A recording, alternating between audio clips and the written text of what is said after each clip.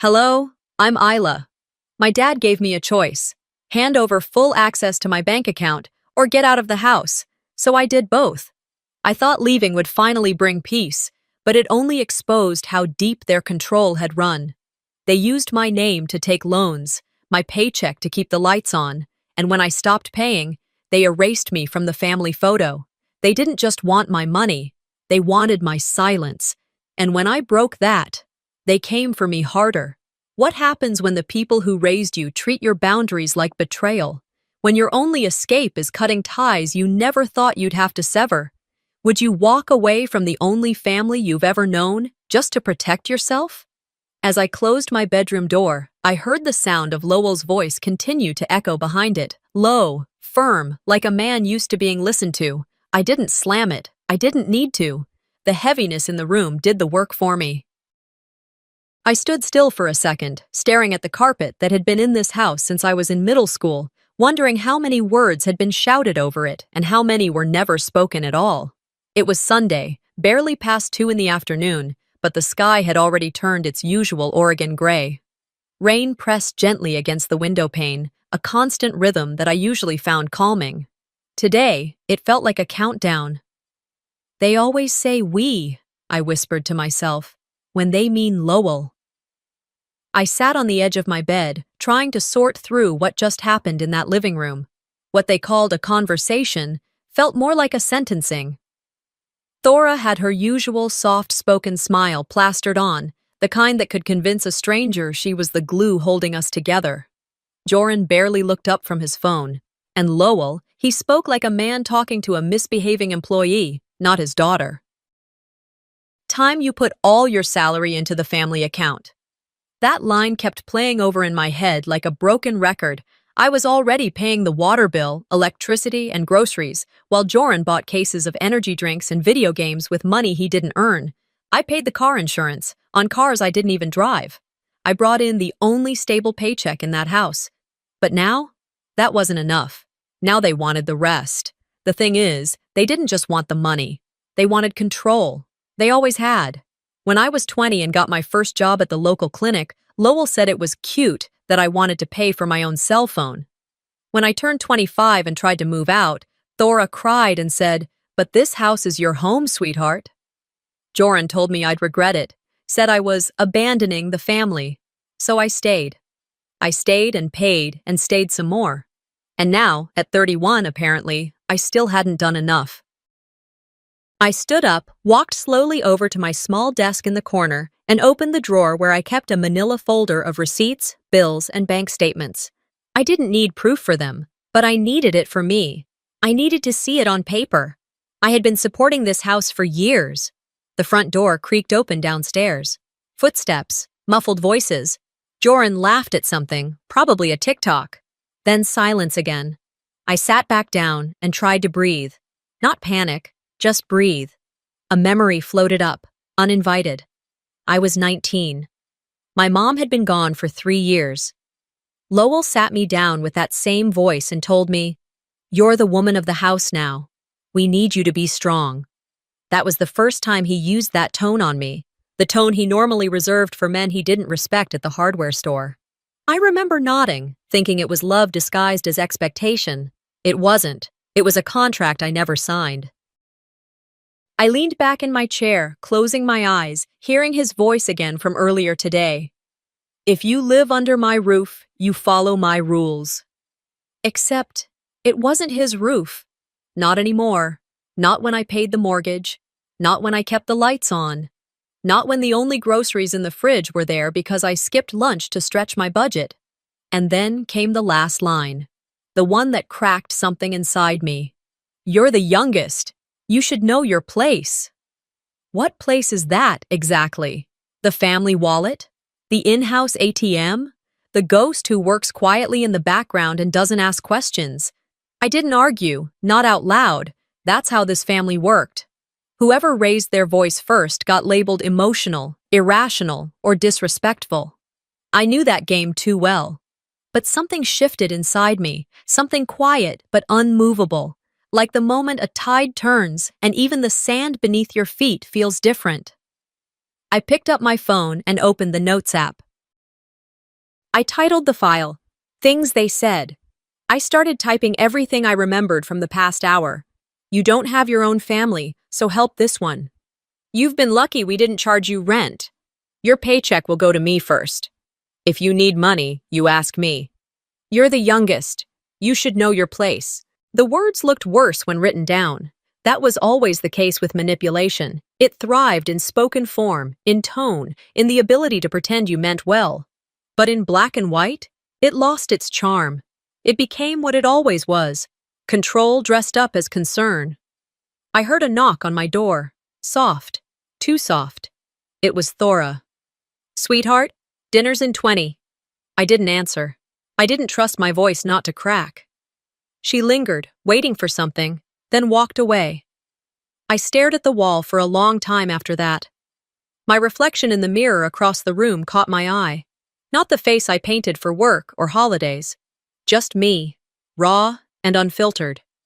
And I realized something that made my chest tighten. They don't see me. They see what I give them, and the moment I stop giving, I won't exist to them.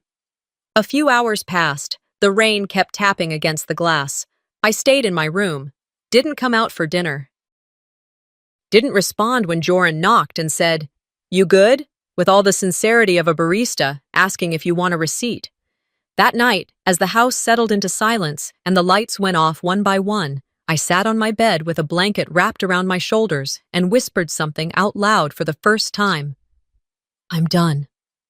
Not done like a tantrum, done like a fact.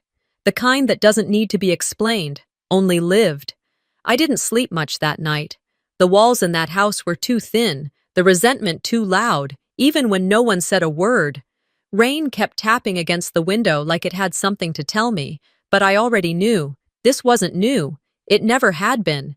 And I could remember exactly when it all started. The first time they used my name to take something that wasn't theirs. It was 2019. I had just gotten a promotion at the clinic, and I was still naive enough to think that being proud of your accomplishments didn't mean you owed them to anyone else. Joran had been job hopping since he turned 24. Car wash, vape shop, one of those fake marketing schemes that promised 6 figures if you just bought their starter kit. Nothing ever stuck. One Saturday afternoon, Lowell sat me down at the kitchen table. His tone was unusually gentle, which immediately made my shoulders tense. Your brother needs a vehicle, he said, but his credit isn't quite ready. He's still getting things in order. I looked at Joran, who was standing behind him, arms crossed like a teenager sent to the principal's office. Thora was already in motion, pouring coffee, laying out store flyers with SUV lease specials, as if the decision had already been made. You're the only one with a steady credit line, Isla, she added sweetly. It'd be in your name, but we'll make all the payments. It's just a stepping stone to get him moving forward. I said I'd think about it. By Tuesday, the paperwork had been sent to my email. Back then, I thought saying yes meant being helpful, supportive. That if I helped Joran get on his feet, things in the house might balance out. Maybe he'd start contributing. Maybe I'd be respected. Instead, I signed a 5-year auto loan in my name for a car I'd never touch, and within 3 months, the payments started skipping. At first, I assumed it was an oversight. I followed up. Thora said, "Oh, honey, I thought he set that up already." Then Joran said his debit card had expired. Then Lowell said, "It's just temporary. You make good money. Just spot him this once." I spotted him. Again. And again. I was 2 years into paying that loan when I found out the car wasn't even in my name anymore. Joran had quietly transferred the title to his girlfriend, said it made sense for insurance. No one told me. I found out when a letter from the DMV came to the house, and my name wasn't on it. When I confronted him, he rolled his eyes and said, "Why do you care?" It's not like you were using it. And Lowell? He looked at me and said, "You're making this a bigger deal than it is. Family handles things internally." I remember standing there in the hallway, holding the envelope, thinking, they didn't just take my money. They took my name and erased it. That was the beginning of a new kind of silence in me. But I wasn't done learning. In 2020, just as the pandemic was shifting how we all lived and worked, Lowell mentioned that the house, Our house needed work. The roof had a leak. The plumbing was ancient. There were cracks along the foundation. "We need to invest in this place if we're all going to make it through," he said. He didn't say it directly, but the look in his eyes was a familiar one. "You'll handle this, won't you?" I had a small savings then. Money I'd set aside hoping to maybe rent my own place within a year or two. I hesitated. Then Thora said, "Think of it this way. It's still your home. You're investing in your future, Isla." So I pulled from my account and paid nearly $12,000 across a few months, contractors, permits, material costs. I didn't complain. I thought finally, maybe this would secure something. A share, a name, a place. 2 seasons passed, spring into summer. Then one afternoon, a stray bill was delivered in my name, and attached to it by mistake was a copy of the updated deed. It listed 3 names: Lowell, Thora, Joran. Mine wasn't on it. I stared at that paper for a long time, as if my name might magically appear if I blinked enough. But it never did. That night, over dinner, I asked about it. Lowell barely looked up from his plate. "You live here because of us. You didn't buy it. You just helped out." Thora nodded. "Family doesn't keep score, dear." It took everything in me not to laugh. Because they did keep score when it came to what I owed, not when it came to what I gave, and the math never added up in my favor. I didn't fight them that night. I didn't scream or demand they fix it. That was the mistake I stopped making long ago. Instead, I took out my phone, went into my notes, and added another entry to the file titled "Things They Said." I didn't look them in the eye after that. I just kept eating my dinner and waited for the next storm.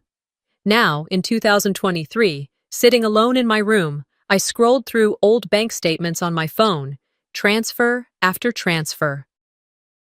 The grocery orders, insurance renewals, maintenance fees, lines and lines of numbers that all ended with the same reality. They took, and I gave, not because I was weak, but because I believed if I gave enough, they might stop taking. My screen lit up again. A new message from the family group chat. Joran. "Reminder, Dad's birthday is coming up. Don't forget your part." I didn't even open it. I just stared at it for a moment, then swiped left and hit mute. Outside, the rain had turned to a quiet mist, the kind that settles on the pavement and refuses to leave. I leaned back in my chair and looked around my room, the one I'd painted myself, filled with furniture I bought secondhand, made comfortable not by design but by necessity. It wasn't just a room. It was the only part of that house I didn't have to ask permission to exist in, and even that had started to feel rented. They said I owed them for staying here. But none of them seemed to remember how many times I paid the price. It started with a withdrawal I didn't authorize. $1,200. Gone. That night, I'd stayed late at work to finish payroll reports and file compliance documents for a last-minute audit. I got home around 8:45, poured a glass of water, and went straight to my room. The house was quiet. Joran had gone out with friends, Thora was watching one of those baking shows in the living room, and Lowell was snoring in his recliner with a half-empty can of beer warming on the side table. I kicked off my shoes, sat cross-legged on the bed, and opened my phone to check a pending payment for my dental bill. That's when I saw it. A transaction from earlier that day. Found $200 moved to a linked account. The thing was, I didn't link any account. My first thought was that it had to be a mistake. Banks screw up. People click the wrong thing. Maybe I'd sent it accidentally while transferring rent money. But the timestamp said it happened while I was in a Zoom training, one I could prove I'd been logged into the whole time. My gut sank. I tapped on the transaction, pulled up the account number it had gone to, and stared at the name that appeared beside it. Joran L. They didn't even bother to hide it. I put my glass down before I dropped it. For a minute, all I could hear was my own breathing, shallow, uneven. I wasn't angry yet, not exactly. It was more like numbness, familiar numbness, the kind I used to feel whenever I had to write another check to cover their unpaid bills. But this time, it hit differently. This time, I didn't approve it. The next morning, I skipped my usual breakfast at the break room table, and instead stepped outside during my 10-minute break to call the bank. After a short hold, a polite woman named Karen confirmed what I already suspected. Yes, the transaction was authorized through your login credentials, she explained. It was processed from a desktop IP address that matches one of your previous locations. What location? I asked, already knowing. Registered to Lowell M. Lanes. I closed my eyes. Of course. After hanging up, I walked back inside and sat at my desk, nodding along to my supervisor's updates about a vendor policy shift I didn't hear a word of. I couldn't stop thinking about how they got in. My email. I hadn't changed it in years. The old Yahoo address I made when I was 19, the one I kept using for password resets out of convenience. Lowell had helped me create it back then. Of course he remembered it. Maybe he even wrote it down. He probably had access to it for years. I'd never thought to check. Why would I? What kind of father would? I stopped that thought before it finished. I knew what kind. That evening, over dinner, I said it calmly. Did you move money from my account? Lowell didn't even look up from his mashed potatoes. Your brother had some overdue rent. We took care of it. You took care of it. With my money. You make enough. Don't act like it's some huge betrayal. Thora, sitting beside him with her napkin folded neatly in her lap, chimed in with that voice she reserved for de-escalation. It's not stealing, Isla. It's family helping family. No, I said, keeping my tone level. It's theft. And the fact that you don't see that is the problem. Lowell rolled his eyes. You'll get over it. It wasn't the first time I'd been dismissed, but it was the first time I let that silence between us linger like a threat. I didn't argue. I didn't cry. I just stood up, placed my fork down gently, and left my plate untouched. A week passed. No apologies. Instead, another request. This one came after dinner. I was in my room reading emails when there was a soft knock, followed by Lowell's voice. I'd like you to send me monthly statements from your account. I paused. Why? So I can help you manage your finances. Clearly, you're struggling with boundaries. I almost laughed. Not because it was funny, but because the audacity had crossed into the absurd. You stole from me, I said through the door. And now you want a front row seat? This isn't stealing, he said. It's structure. Structure. A fancy word for control. Thora tried again later. She brought me a cup of tea, knocked gently, and said, Your father's trying to keep things from getting worse. Worse? For whom? I thanked her for the tea and didn't drink it. That night, I stayed up until 2 a.m. I wasn't restless. I was focused. I made a list of every account connected to my old email and changed the recovery settings one by one. Passwords became long strings of nonsense with symbols, numbers, and uppercase chaos. I enabled two-factor authentication and deleted the old email completely. Then I opened a folder on my desktop and named it, just in case. Inside, I started dropping screenshots, bank statements, that $2,200 transfer, texts from Joran hinting at financial troubles, a copy of the auto loan, the repair invoices I'd paid for the house. I wasn't sure where I'd take it all, but I was done living in a world where I couldn't prove the truth. They'd always controlled the narrative. She's emotional. She overreacts. She makes everything about her. Not this time. The next morning, I skipped breakfast again and left earlier than usual. On the way to work, I stopped by a coffee shop near downtown and sat in a booth in the corner, sipping slowly as I opened my laptop. There was something about doing this outside the house that felt right. Safer, clearer. I emailed myself backups of the folder. Then I emailed a trusted friend at work, a quiet woman named Delphine who had been my manager years ago, now in HR. She was one of the only people who'd ever pulled me aside and said, You don't owe your family your life just because they fed you when you were 5. In the email, I didn't ask for anything. I just wrote, For safekeeping, please don't open unless I tell you to. She replied within 5 minutes. Got it. It's safe with me. On the ride home that evening, I watched the streets pass by in a blur. My fingers clenched around the steering wheel, but not in fear, in control. For the first time, I wasn't reacting, I was preparing. By Thursday evening, the air in the house had changed. You could feel it in the way everyone moved, like we were orbiting something unspoken, something heavy. Not a storm exactly, something slower, like a leak that was about to rot the floorboards underneath us. Lowell waited until after dinner to make his move. I'd just finished loading the dishwasher and was about to slip away to my room when he cleared his throat. "Isla," he said, "come sit down. We need to finish our talk." Thora stood at the counter with a dish towel in her hands, not drying anything, just standing there, wringing it. Joran, leaning against the fridge, glanced up from his phone but didn't say a word. I sat. Lowell folded his arms, looked me straight in the face, and delivered the line like it had been rehearsed. "From now on, I need full access to your bank account. No more hiding passwords, no more private funds. That's not how families operate." I didn't say anything. I waited. "You'll be on an allowance," he added. "500 a week, if you're good with it."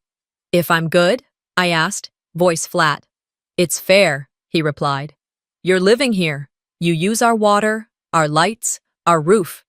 That money should be part of the family's resources." I looked at Thora. Her lips were tight. Then she offered a sympathetic smile, the kind that always made me want to step backward. "Sweetheart," she said, "you don't need to keep money. You're a daughter. Next one day, your husband will take care of those things." I felt like I'd been dropped into a scene from a sitcom taped in the 1950s. Except this wasn't black and white. This was real, and they were serious. "You think I don't need to manage my own money?" I asked, calm but clear. "You're overthinking this," Joran chimed in, finally finding his voice. "Nobody's trying to steal from you. We're just making sure it's spent right."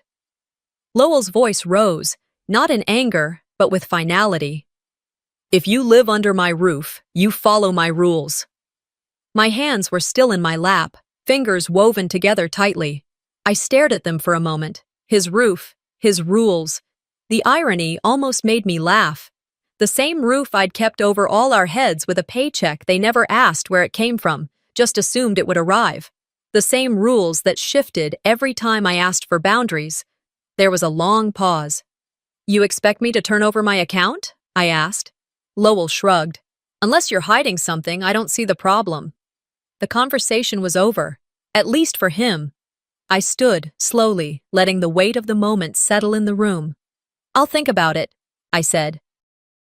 I didn't need to look back to know they thought that meant yes. I walked to my room, closed the door, and let the air leave my lungs. Outside, the rain had started again, the kind that blurred streetlights and tapped softly against the windows without end. I pulled out my notebook and sat at my desk. I started writing a list. Close checking account at Union Pacific Credit Transfer Savings to New Credit Union. Cancel automatic transfers, electric, water, groceries. Remove autopay for Joran's car insurance. Review all email recovery settings. Find a family law attorney. My pen hovered over the last line for a moment. I underlined it. I didn't cry. I didn't shake.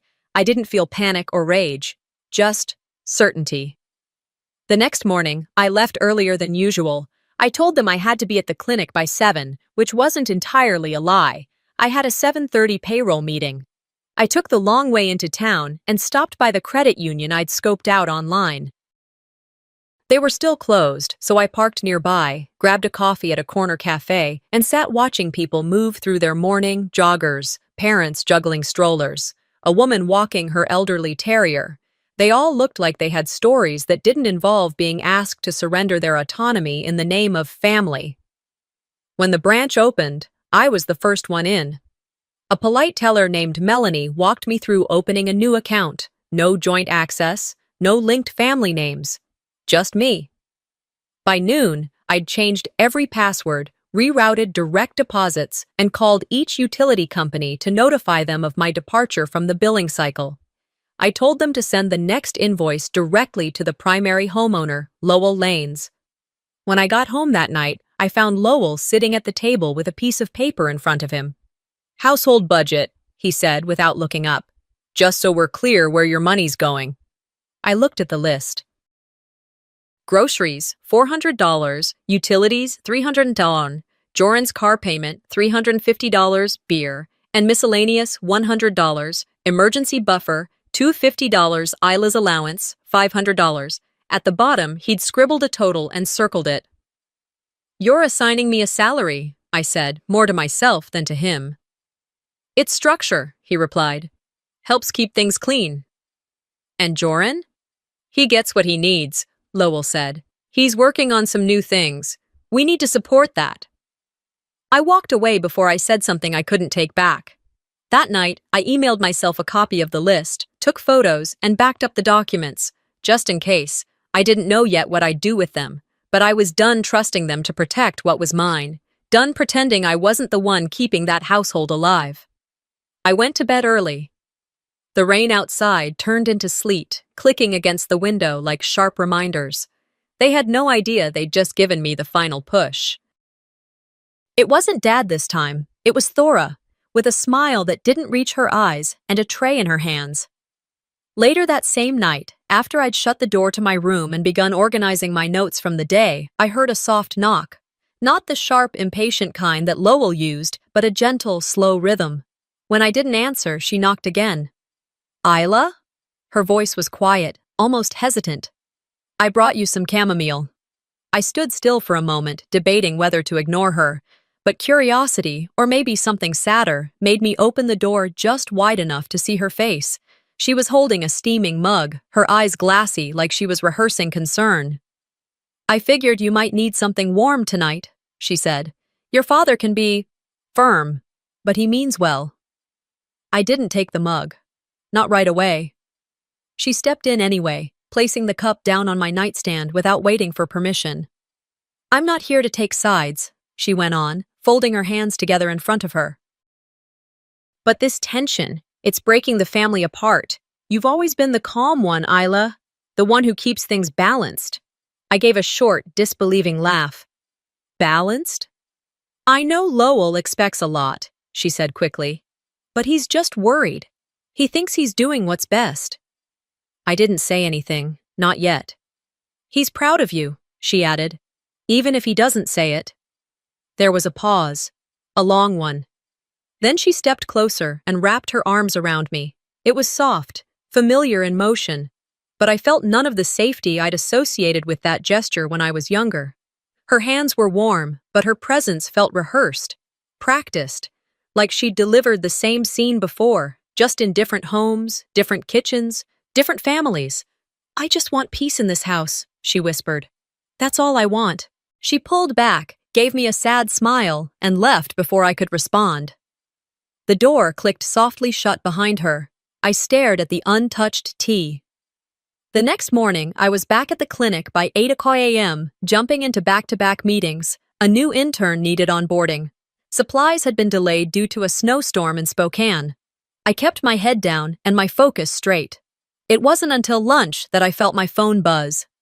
I stepped outside into the cold February air and found a bench near the staff parking lot. The message was long, Thora's name glowing at the top of the screen. "You know your father loves you, but what you're doing right now is hurting this family. He's overwhelmed, and it's hard for him to express himself the way you want. I know you're under pressure too, but this house needs you, Isla. Think about everything we've done for you. We've always been here." I stared at it, rereading the lines slowly. "Everything we've done for you." That sentence echoed in my head louder than anything else, as if my adulthood was a gift they'd granted and could revoke at any moment, as if feeding me as a child gave them a lifelong claim over my future. I didn't respond. I went back to work. The following week passed with stilted silence. We only spoke in clipped phrases around the dinner table, mostly Thora attempting casual conversation, and Lowell giving me side glances like he was waiting for me to come crawling back with an apology. But I didn't. Then came Thursday. It was during my break, parked under the small patch of tree cover in the staff lot, when my phone rang. The name that flashed across the screen was one I hadn't seen in weeks. Lowell. I hesitated, thumb hovering over the red button, but something made me press green. His voice was calm, too calm. "I realize I've been too hard on you," he said. "I wanted to call and tell you that." I closed my eyes. Okay. And I was thinking, he continued, maybe it's time we reset. Clean slate. No more tension. A beat passed. I waited for it. Then it came. But, he added, I'm in a bit of a bind this month. Just until the end. Nothing serious. I wouldn't ask if it weren't important. A few thousand should cover it. There it was. The apology with a price tag. He didn't even pretend there was no connection between the two. I didn't raise my voice. I didn't ask what the money was for. I didn't mention the auto loan, the house repairs, the stolen bank access, the years of pretending my existence was a footnote in my own life. I just said one word, one clean, clipped word. No. There was a long pause. And then his voice hardened, the facade dropping instantly. You're making a mistake, he said. You're going to regret this, Isla. I already regret too much, I replied, and ended the call. The next few hours at work were a blur of patient check-ins and insurance verifications. I went through the motions like a woman watching herself from a distance, but when I got home that night, I didn't sit down. I didn't rest. I didn't give myself time to overthink. I pulled open the drawer of my desk, took out the folder I'd been adding to since that night weeks ago, and laid everything across the bed. Bank statements, transfer receipts, the auto loan contract, screenshots of Thora's message, a printed copy of the text from Lowell asking for more. I opened a fresh notepad and began writing. Date, amount, purpose, outcome. Every line of support I'd given them, every time they said thank you without meaning it, or didn't say it at all, every dollar, every favor, every silent sacrifice. I wasn't doing this for revenge, not really. I was doing it because I was tired of being edited out of the story they told themselves about who held this family together. They wanted a scapegoat, a reliable resource, an obedient daughter. They had all that, until now. I closed the folder just before midnight, my hands steady, my thoughts quieter than they had been in years. They thought my silence was compliance. They were wrong. The first step was simple: turn off every pipeline they'd been drinking from. The night after that final call with Lowell, I sat at my desk long after everyone else in the house had gone to sleep. I'd heard Joran's door close earlier, followed by the low hum of his gaming headset bleeding through the wall. Downstairs, the television had fallen silent, likely after Thora convinced Lowell to switch it off and rest his nerves, but I stayed up, not out of rage, but clarity. My laptop glowed against the dark as I pulled up the list I'd been working on quietly for the past month. First, I logged into my online banking and canceled every automatic payment linked to the house. Electricity, water, garbage, internet, the family Netflix account, I disconnected them all.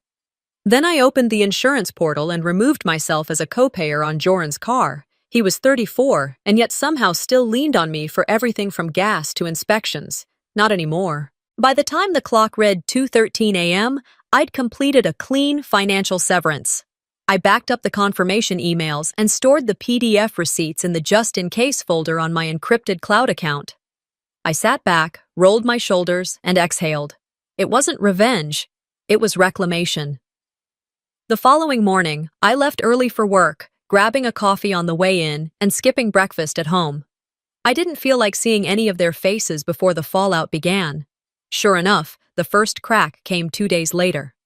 It was just after 5 in the evening when I walked in from a long shift. The house was oddly quiet, no blaring game from Joran's room, no kitchen chatter from Thora. Instead, I heard her voice sharp and frustrated, echoing from the hallway. I don't know why it's showing as unpaid, she said. I already told you we have a card on file. I passed her in the dining room where she sat with her cell phone pressed to her ear and a stack of unopened mail beside her. She didn't look at me. By 7 o'clock, the power cut out. At first, I thought it might be a neighborhood outage, but when I looked outside, the streetlights were glowing. The neighbors' windows were lit. It was just us. 15 minutes later, I lit a candle in my room and sat on the bed, waiting. At exactly 7:21 p.m., my bedroom door flew open. You didn't pay the damn bill? Joran stood there, face red and voice loud, waving a flashlight in his hand. What the hell is going on, Isla? I stayed seated, calm. Ask Dad, I replied. What does he have to do with it? Everything, I said, and turned back to my notes. He stood there for another second, like he wasn't sure whether to scream or laugh, then slammed the door. Later that week, I took a personal day and scheduled a meeting with Allison Chan, a local attorney recommended by one of the nurses at the clinic.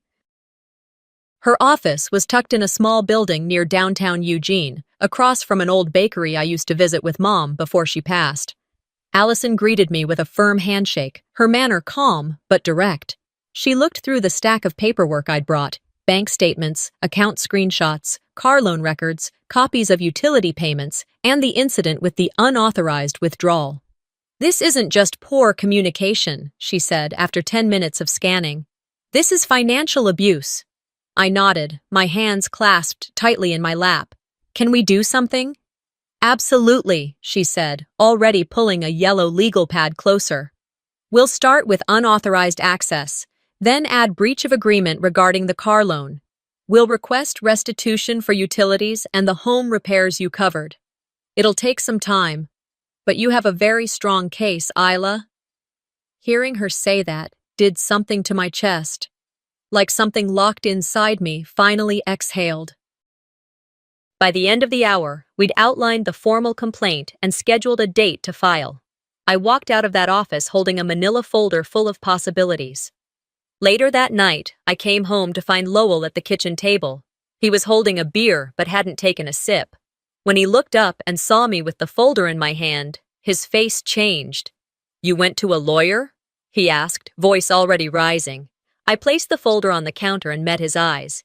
You told me to give you access or get out, I said. I'm choosing a third option. You face the consequences. His face flushed deeper. For a moment I thought he might throw something, but Thora walked in just then, holding her phone, and the moment broke. You ungrateful little— No, I cut him off. Don't start. You don't get to control this anymore. I left him sitting there and went straight to my room. 3 days later, a certified envelope was dropped on our porch. I'd been watching through the window when the mail carrier pulled up. I waited, sipping coffee, as Lowell walked out in his robe and picked it up. From my seat at the kitchen table, I watched his shoulders stiffen as he opened the envelope and unfolded the document. Joran walked in seconds later, still in pajama pants, scratching his head. What's with the drama? Lowell didn't answer. Thora stepped in behind him, reaching for the paper. What the hell is this? Joran asked again. Lowell turned slowly, the letter trembling slightly in his hand. Isla, what did you do? I stood and walked to the sink, rinsed my cup. I protected what's mine, I said over my shoulder. No yelling, no threats, just truth. The rest of the evening passed in silence. Even Joran stayed in his room. Thora cooked dinner, but didn't say a word when I passed through the kitchen. The shift had begun. They knew. The leech had lost its vein. The quiet didn't last, not even a full week. I should have known it wouldn't. It was late February, still cold but with hints of spring trying to push through. Daffodils had started appearing near the mailboxes outside my office building, and the sun had managed to stay up past 5 for once. I was sitting in the break room, sipping lukewarm coffee from a paper cup, scrolling through my phone while waiting for a staff meeting to begin. Then I saw it. Joran's wedding photos. I didn't even know he was engaged. The post came from someone I didn't recognize, his new wife's cousin, maybe, tagged with all the appropriate hashtags. Hashtag forever starts now. Hashtag family first. Hashtag blessed. The captions were overdone, but the photos were what made my stomach tighten. There they were, the entire family, standing in front of a small chapel, all smiles and posed hands. Except one, a young woman stood where I would have stood if I'd been invited. Same height, similar hair color, but it wasn't me. And then I saw the arm. A cropped, familiar arm. It was mine, from an old family photo I'd taken with Mom and Joran years ago. They had cut and pasted my arm into the edge of the group, using it like scenery, like filler. They'd erased me without fully erasing me. I put my phone down. That was the kind of petty I wasn't prepared for, even after everything. Not 10 minutes later, the family group chat lit up. Lowell, you chose to leave. You chose to miss this. Thora, family shows up when it matters, Isla. Joran, don't expect to be part of anything from now on. I didn't respond. Instead, I turned my phone off and walked outside for air. The wind stung my cheeks, but it helped clear the wave of heat rushing to my face.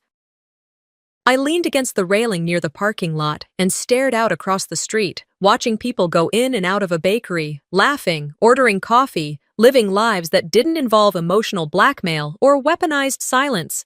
The texts didn't stop. Over the next few days, they came in waves. We need to talk. This is still your family. Your dad's not well. Do the right thing. I'm sorry for how things went. Let's move forward if you'll help us out. Each message sounded almost reasonable on the surface, but I knew what they were. Not invitations, not apologies, hooks, bait. They didn't want me back. They wanted access again, to my income, to my silence. I muted the group chat. Then I blocked Joran's number. I opened my laptop that night and set up email filters to automatically archive anything from Lowell or Thora. Not delete, just hide, just enough space for my brain to breathe. That same night, I lay in bed and scrolled through old text threads. Not just recent ones, but conversations from the past year. Birthdays, holidays, moments I'd paid for dinner or groceries or gifts, and gotten a short TXX in response, maybe not even that. And the patterns were undeniable. Every text they sent me started or ended with a need. Can you cover this? Can you drive him there? Can you front this until Friday? We'll pay you back. They never did. My thumb hovered over the delete button, and then I pressed it. Thread after thread, I cleared them all. I didn't cry.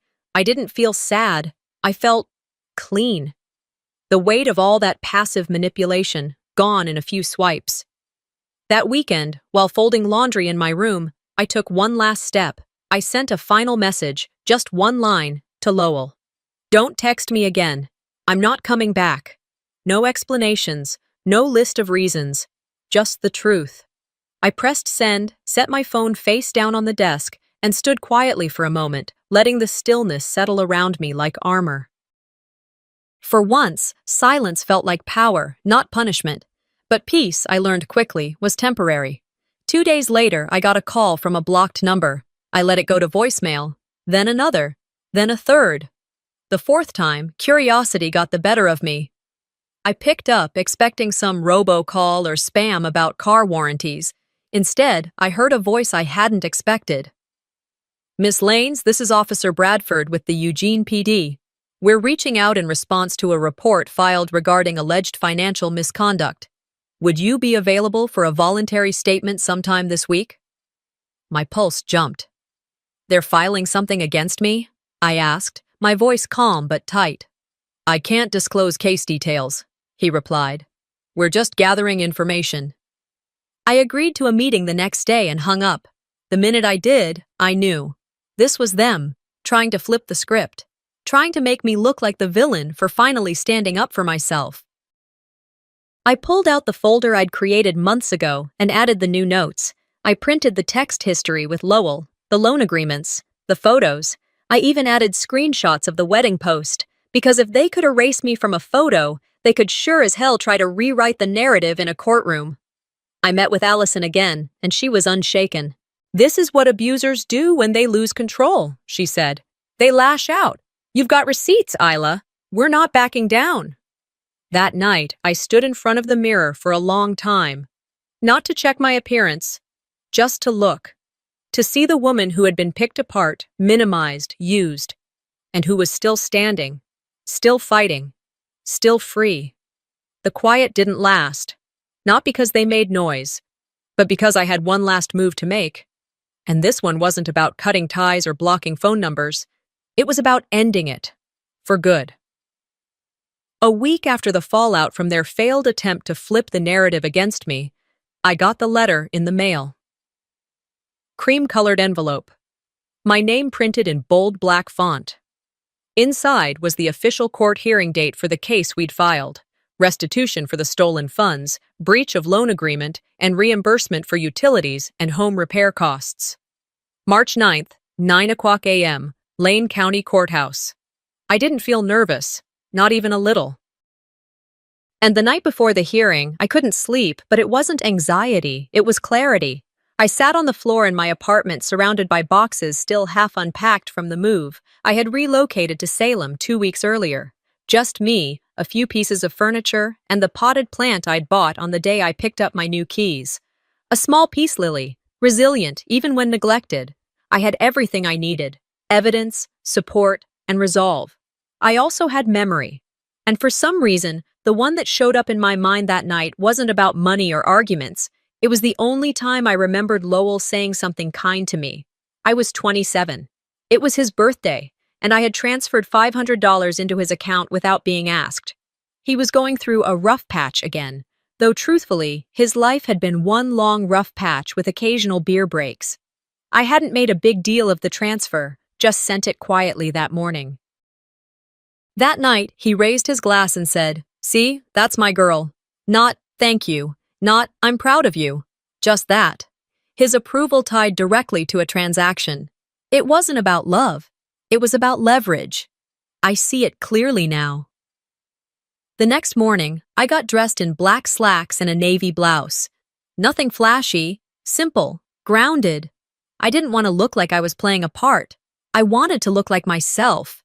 I met Allison outside the courthouse at 8:45 sharp. She was already there, holding her coffee in one hand, her case folder in the other. She smiled at me and nodded without needing to say much. We walked through security, took the elevator to the 3rd floor, and found our courtroom. They were already there. Lowell sat on the left side of the room, next to a public defender who looked like he wanted to be anywhere else. Thora sat 2 rows behind them, lips pursed, hair tighter than I'd ever seen it. Joran wasn't there. I didn't know if he was dodging responsibility or just didn't care enough to show up. The hearing began promptly. Allison was flawless. She presented our case with precision, detailed spreadsheets showing unauthorized transfers, bank statements highlighting withdrawals I hadn't made, records of the co-signed car loan, and receipts for thousands spent on house repairs, none of which had resulted in my name being on the deed. Lowell tried to defend himself. "She lived under my roof rent-free," he said. "We're family. That's what family does. Shares." Allison didn't flinch. "She paid for that roof," she replied. "And for the water, the electricity, the groceries, and the car that's now registered to someone else. Family doesn't mean financial servitude." The judge, a woman in her 60s with silver hair and a demeanor that tolerated zero nonsense, listened closely, asked thoughtful questions, and then called for a short recess. We stepped into the hallway. "Worst case?" I asked Allison. "Small restitution, no damages," she said. "Best case, he gets the full financial hit and a formal injunction." We went back in. The judge read her decision clearly, calmly. Full repayment of the car loan balance to Isla Lanes. Reimbursement for $12,300 in unauthorized account withdrawals. $8,400 for utility and home repair costs, proven by documentation. Court and legal fees paid by the defendant. A binding injunction preventing Lowell Naya Nama's Lanes from accessing or attempting to access any of Isla's financial accounts in the future. I didn't cry. I didn't smile. I didn't even exhale. I just stood there and absorbed the sound of a door finally, irrevocably, closing. As we walked out of the courtroom, Lowell called my name once, just once. I didn't stop. Outside, the sky was pale blue with streaks of soft clouds. There was no fanfare, no applause, just a breeze that touched my cheek gently and moved on. Allison placed a hand on my shoulder. "You did it," she said. "No," I replied. "I stopped them. Now I still have to build something for myself." She nodded, then offered to grab lunch, but I declined. I wanted the rest of the day to myself. Back at my apartment in Salem, I opened the sliding door and stepped out onto the small balcony. The peace lily sat on the corner table, one white bloom open, the rest still waiting. I watered it slowly, letting the silence fill the space around me. There was no debt left, not financial, not emotional, not even imaginary. No more paying with guilt. No more transactions disguised as love. This life was mine again. And it was quiet, yes, but it was finally mine. Some wounds take longer to close. That's something I learned not from books or courtrooms, but from the quiet that came after. It had been nearly 2 months since the judgment. I'd paid the last of the moving costs, changed my mailing address, and stopped checking the old family group chat, though truth be told, I'd stopped feeling the urge to even glance. The legal case had been handled, the paperwork was done, and the last direct deposit from my job landed safely into an account only I had access to. But healing wasn't in the silence, it was in what came next. My mornings looked different now. I'd wake up to soft light drifting through the blinds, no alarms blaring, no footsteps stomping past my door, no passive-aggressive coffee mugs left on the kitchen counter as a signal. Just me, the hum of the refrigerator, and the sound of birds outside. I'd brew a small pot of coffee, open the sliding door, and sit on my narrow balcony overlooking a modest street in Salem. Kids sometimes rode their bikes to the corner store. A retired couple 2 houses down walked their labradoodle around 9:00 a.m. each day. The neighborhood had its own rhythm, and slowly, I started syncing with it. That Saturday, the sun had shown up early, filling the sidewalks with warmth that felt overdue after a stubborn winter. I decided to walk down to the weekend farmers market a few blocks away. Nothing fancy, just local produce, some homemade soap vendors, and a guy playing acoustic guitar near the taco truck. I walked slowly, giving myself permission to exist without rushing. At one of the produce stalls, I reached for a bundle of asparagus at the same time an older woman did. We both laughed and stepped back. "You take it, dear," she said, smiling. "You sure?" "I insist," she replied. She had silver hair tucked under a sun hat, a long cardigan despite the warmth, and a cart already half full of greens and fresh bread. A few minutes later, as I browsed nearby, I saw her struggling to pick up a bag that had tipped from her cart. A few oranges had rolled across the pavement, one of them nudging against the curb. I stepped over without thinking. "Let me help you with that," I offered, bending down to collect them. She looked up, surprised but grateful. "Thank you. These bags get heavier every year." I helped her load them back in, and she sighed. "Would you mind walking me to my car?" she asked. "It's just around the corner." "Of course." We walked together slowly. She told me she used to come to the market with her husband, who passed a few years back. Now she still came, even if the bags were a little too much. I didn't say much, just listened. She reminded me a little of my mom, not in appearance, but in energy, grounded, present. When we reached her car, she opened the trunk, and I lifted the bags in carefully. Then, as I shut the hatchback, she touched my arm lightly and looked at me. "Are you okay, dear?" It stopped me cold. Not because she meant anything by it, but because it had been so long since anyone had asked me that without a motive attached. Not a question hidden in a favor, not a disguised manipulation, just a genuine check-in from a woman who had no reason to say it. I didn't answer right away. My throat tightened in that sudden, unexplainable way that emotions sometimes do, sneaking up when you think you've armored yourself enough. "I think I will be," I finally said. She smiled, nodded, and got into her car. I watched her drive away, the moment lingering in the air long after her taillights disappeared. I walked home slowly, letting that question replay over and over. "Are you okay?" There was no definitive answer. I wasn't magically healed. I didn't feel vindicated. But I felt lighter. Like the part of me that had been bracing for another blow was finally starting to let go. When I got back to my apartment, I took off my shoes and put the asparagus in the fridge. The sun was still pouring through the windows, warming the floors in golden strips. I stepped onto the balcony again. The peace lily I had bought after the court hearing had 2 new buds pushing up. I hadn't even noticed them growing. I grabbed my watering can and slowly gave the plant what it needed. That's what healing was, I realized. Not a moment, not a grand gesture, not a clean break. Just small things, daily, quietly. I thought about everything I'd lost, the illusion of family, the certainty that someone would have my back, the comfort of familiarity. And yet, in their place, I had gained something rare, peace, control over my own choices, and the knowledge that I could survive, not because someone caught me, but because I refused to fall. I sat back in my chair and let the sun hit my face. Some wounds stay. They don't close neatly, and they don't always stop aching. But so does the strength you found when you had no choice but to stand alone. Sometimes, walking away from your family isn't about bitterness. It's about survival. Isla's story reminds us that setting boundaries doesn't make you selfish. It makes you free. Have you ever had to choose peace over people who were supposed to love you the most? Tell me your thoughts in the comments, and don't forget to subscribe for more true life stories that cut deep and heal stronger. Hi, I'm Ellerie. They told me it was just a misunderstanding when they threw my suitcase into the rain, that it wasn't personal when they handed my sister the house I grew up in, or the college funds I never got.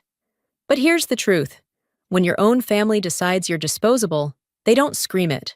They whisper it in birthday cards that forget your name.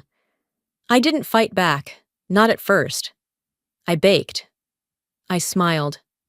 I washed their dishes while they erased me. Then one night, a ticket, a storm, and a silence too heavy to ignore.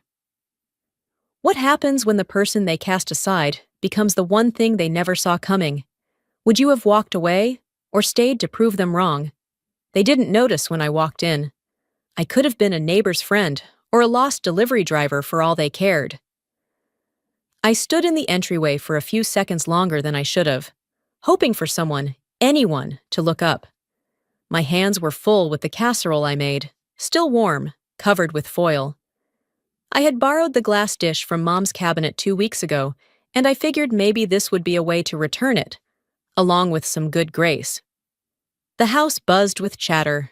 Brexley's laughter rang loudest, like a crystal bell on a marble countertop. She stood in the center of it all, newly engaged and glowing with curated charm. Her fiancé, tall and wide-shouldered, looked like someone fresh off a real estate billboard. I made my way to the kitchen, passing a group clustered around the cheese tray. No one stopped talking. The dining table was already full. 10 seats, 10 bodies, 1 missing chair. I hovered behind Mom, who was cutting lemon wedges for the iced tea. She didn't turn. "Put the dish over there," she said, pointing toward the counter. A neighbor I hadn't seen in years leaned toward the table. "Whose birthday is it again?" she asked, lifting a wineglass. "Brexley's," someone replied with cheerful ease. I smiled, tight-lipped, like always. No one corrected them. When the cake finally came out, the lights dimmed just slightly, and a small hush fell over the room. Brexley stood at the head of the table, practically glowing in candlelight. The frosting was flawless. White buttercream, edible gold trim, a delicate sugar flower. "Happy birthday, Brexley," it read. In cursive. No mention of me. I was born on the same day, in the same hospital, just 3 years after her. Mom clapped first. Then others joined. Brexley beamed, soaking it in like she earned every bit of the applause. I stood off to the side, just out of frame for the photos. I clapped too, because not clapping would have made a bigger scene. Then came the voice, cutting across the chatter. "Do you want a slice with your name on it, Elle?" someone asked. Another person chimed in, laughing. "Maybe next year, huh?" The knife in Mom's hand slid through the cake, perfect and effortless. "I'll take the corner," I said. No one responded. I carried my plate into the kitchen, stood at the sink, and began washing the already clean serving spoons. The water was warm, but my hands stayed cold. I stared out the window. The lemon tree in the backyard hadn't borne fruit in years. I stayed in there for a while. It's amazing how long you can stand still in a house full of people without anyone noticing. Eventually, the sound of dishes being cleared pulled me back. I dried my hands and walked into the hallway. I paused by the coat rack, where my jacket hung, still untouched since I'd arrived. That's when I heard them. The living room lights were dim, just a lamp on by the fireplace. I recognized the cadence of my father's voice, measured, always like he was explaining something to someone who might disagree. "I just think it's time we settle the house situation," he said. "She's not going to stay forever," Mom added. "And Brexley's starting her family soon. It's cleaner this way." I froze by the hallway arch. I wasn't trying to eavesdrop. I was just too stunned to move. "She's not even working," Brexley said. "I mean, how long are we supposed to let her float?" Dad let out a long sigh. "We'll frame it as logistics. Keep it clean. She won't argue if we don't make it emotional." My name wasn't mentioned, not once. But I knew. They were talking about me, about the house I grew up in, the one I helped repaint 2 summers ago when Dad threw out his back, the one I moved back into after my business collapsed. I stepped forward. The carpet beneath my feet didn't make a sound. The 3 of them turned. "Oh," Dad said, his face freezing halfway between explanation and guilt. "Didn't think you were still here." I smiled. It was the kind I'd mastered over the years, soft at the edges, unreadable in the middle. "No one ever does," I said, and I turned back toward the guest room, the one with the door that never closed all the way. And maybe that's why I started writing those emails they never answered. I don't remember the first one, exactly. I think it was after college, when I moved to Dallas for that first awful job. It was nothing special, just an update, a quick hello, a reminder that I still existed. Over the years, the messages grew longer, more careful. They covered birthdays I spent alone, holidays I couldn't come home for, quiet confessions about the little things that went wrong, and the big things I couldn't tell anyone else. None of them were ever returned.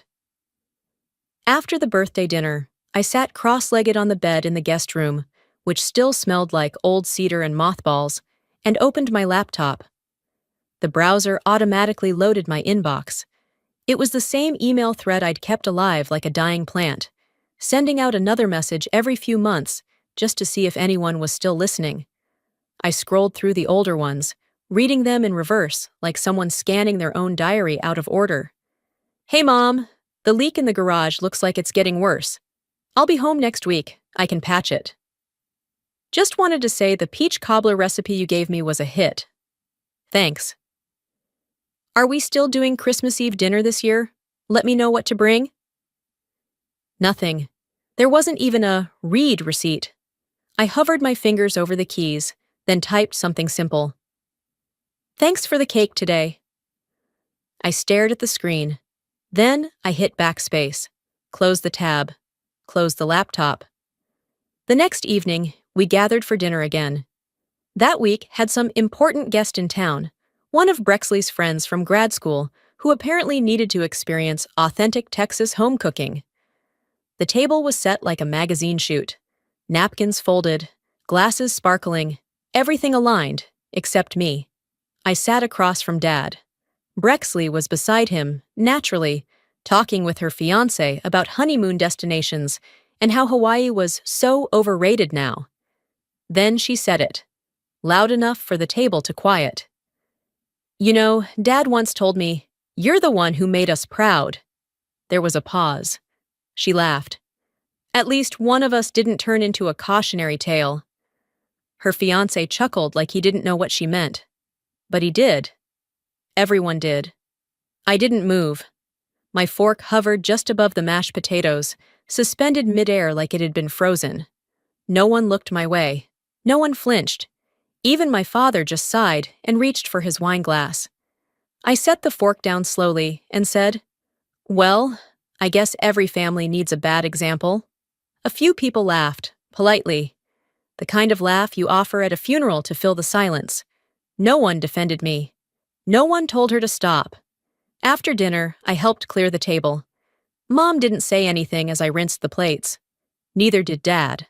Brexley leaned against the kitchen island and texted someone, smirking like she'd just won another game I wasn't allowed to play. That night, I lay in bed with my laptop open again. I deleted all the drafts I'd been holding on to. Some were just a few lines. Others were nearly full essays about how much it hurt to be forgotten by the people who raised you. I closed the email tab for good. Instead, I reached into my backpack and pulled out a folded envelope. Inside was a lottery ticket I'd bought on impulse 3 weeks ago from the gas station down the road. I hadn't even scratched it or checked the numbers yet. I placed it on my sketchbook, just beneath the ribbon bookmark.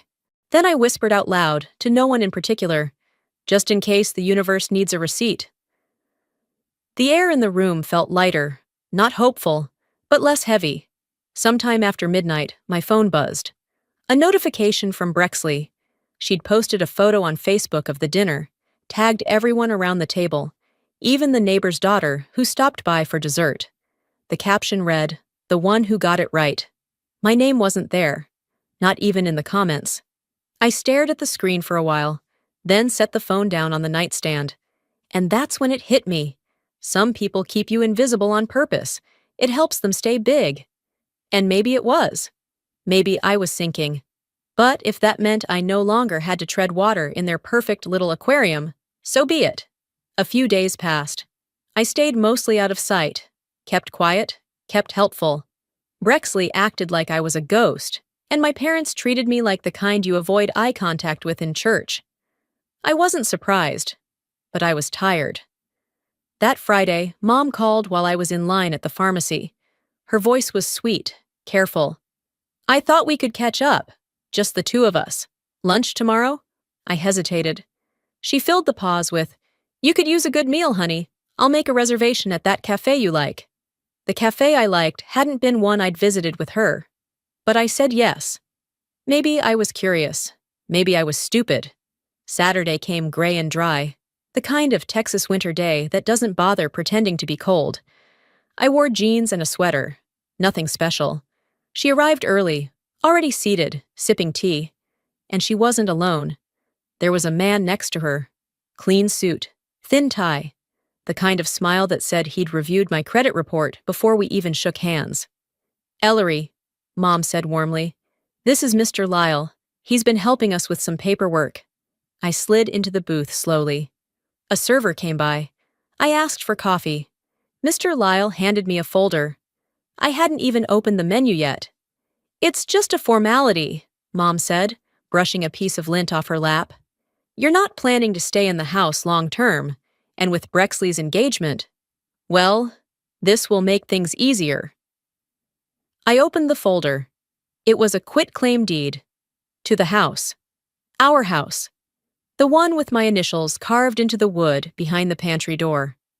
"You want me to sign away my rights to the house?" Mom took a slow sip of her tea. "It's never been about rights, sweetheart. You've never contributed financially. We've always supported you." My mouth went dry. Mr. Lyle said, "It'll clean up the title and avoid confusion later." I read the lines again. My hand shook, but not from fear, from clarity. There was a clause near the end, small font, like a footnote. It released me from any claim to future inheritance. Not just the house, everything. I closed the folder gently and placed it back on the table. "I'll think about it," I said, keeping my voice flat. Mom nodded, smiling. "Of course." That night, I couldn't sleep. My thoughts flickered like the motel's ceiling fan, repetitive, noisy, hard to ignore. The next morning, I went back to that same cafe. Alone. I ordered a black coffee and asked for an empty booth. I reread the contract slowly, methodically.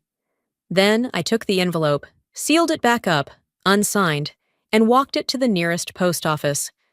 No note, no explanation, just my absence, just my refusal.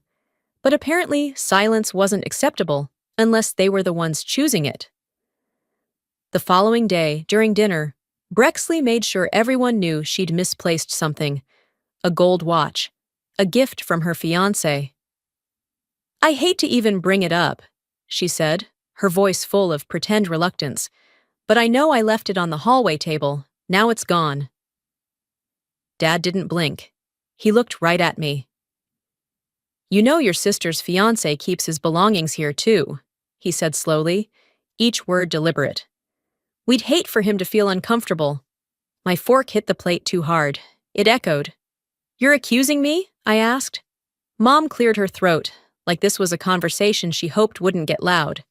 "Nobody's accusing you, Ellerie. We're just saying, if you needed something, you could have asked."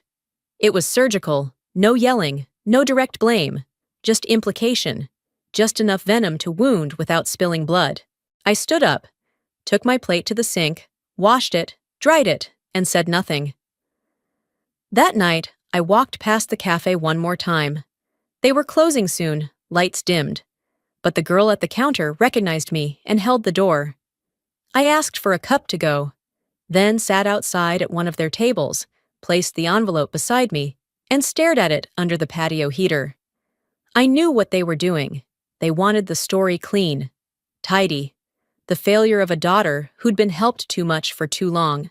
But I'd never asked for handouts. I'd asked to be seen. That's all. I dropped the envelope into a mailbox across the street.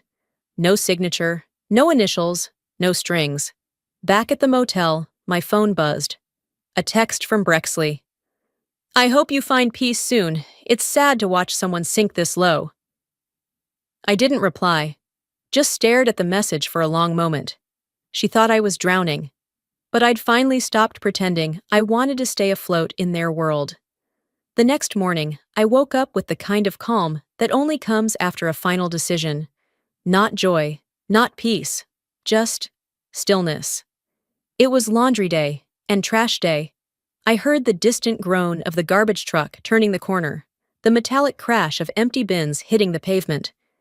It gave the morning a kind of rhythm, a reminder that everything eventually gets taken out. Marvina knocked on my door, not really waiting for permission before stepping inside. "Can you go through the mudroom drawer today? It's been a mess for months. We're trying to clean up the place before Brexley's engagement party." Of course we were. She didn't say thank you. She didn't ask if I had anything else to do. I just nodded and followed her down the hallway. The mudroom was always dusty, a kind of liminal space between the kitchen and the back door. I opened the drawer and stared inside. It was a time capsule of things nobody thought important enough to keep anywhere else. Old batteries, expired coupons, keys with no known purpose, a torn envelope with a half-scribbled note inside that read, "He said no again." No date, no context. And then, beneath a stack of restaurant menus from places long closed, I found a lottery ticket. Folded once, creased at the corner. Before I could ask, Marvina glanced over from the sink and said, "Oh, that? One of Brexley's friends gave it to her at brunch a few weeks ago. She didn't want it, just toss it." She went back to rinsing the dishes like she hadn't just said something small and sharp. I didn't toss it. I slipped it into the pocket of my jeans and finished sorting the drawer. Took the full trash bag outside, tied it shut, and walked it to the curb. No one said anything about it the rest of the day. That night, after I showered and changed into pajamas, I pulled the ticket from my pocket and placed it on the bed. I sat across from it like it might say something, but it didn't. Instead, I dug out my sketchbook and flipped to a blank page. At the top, I wrote, "What they didn't know I noticed." And then I started listing. They keep the best towels for guests. The bathroom light switch was fixed after I moved out. Mom stopped calling me by name in texts 3 years ago. Brexley's name is embroidered on the new stockings. Dad untagged himself from my graduation photo. I didn't cry. I just wrote, until the list felt like it was holding the weight I'd carried for far too long. I taped the ticket next to the list with a small piece of masking tape. Not out of hope, not yet. More like a bookmark in a story that hadn't decided if it was worth continuing. The next day was quiet. Brexley was home early from work and full of opinions about seating charts and color palettes. I stayed in the background, my place of expertise. Later, while helping prep dinner, I stepped into the pantry to grab the rosemary.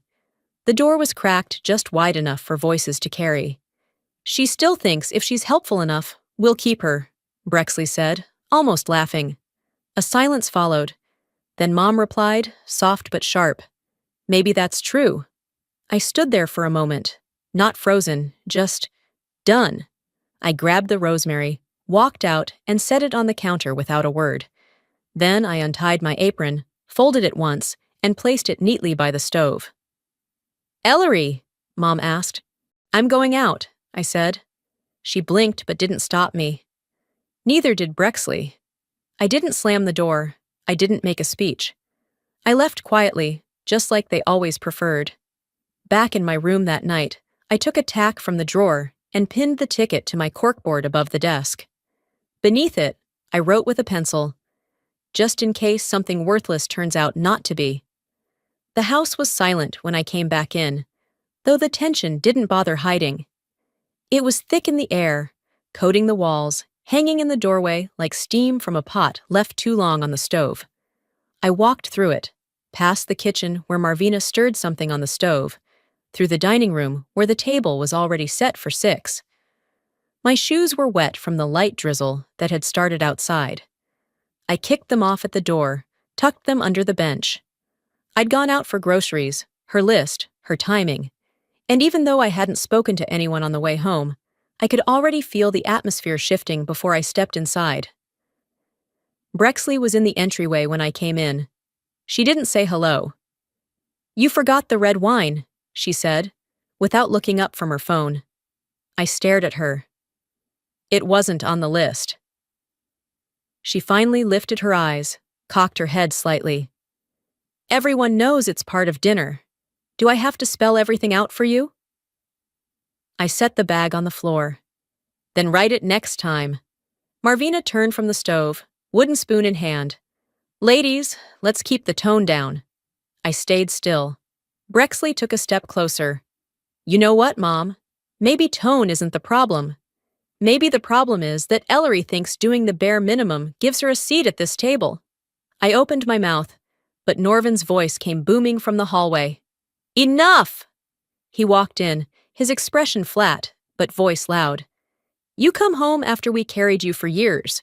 You mope around, cause tension, and now you can't even follow a simple grocery list?" I blinked at him. "You asked me to do the errand. Don't twist this. If you can't do the smallest thing right, maybe you shouldn't be here." There it was. No more mask, no more passive-aggressive whispers. Just the truth. Brexley folded her arms like she'd been waiting for this moment. "Honestly," she said, laughing softly, "I always wondered why they didn't kick you out sooner." It hit like a slap I didn't flinch from. I looked at all 3 of them. No one averted their gaze. They wanted this.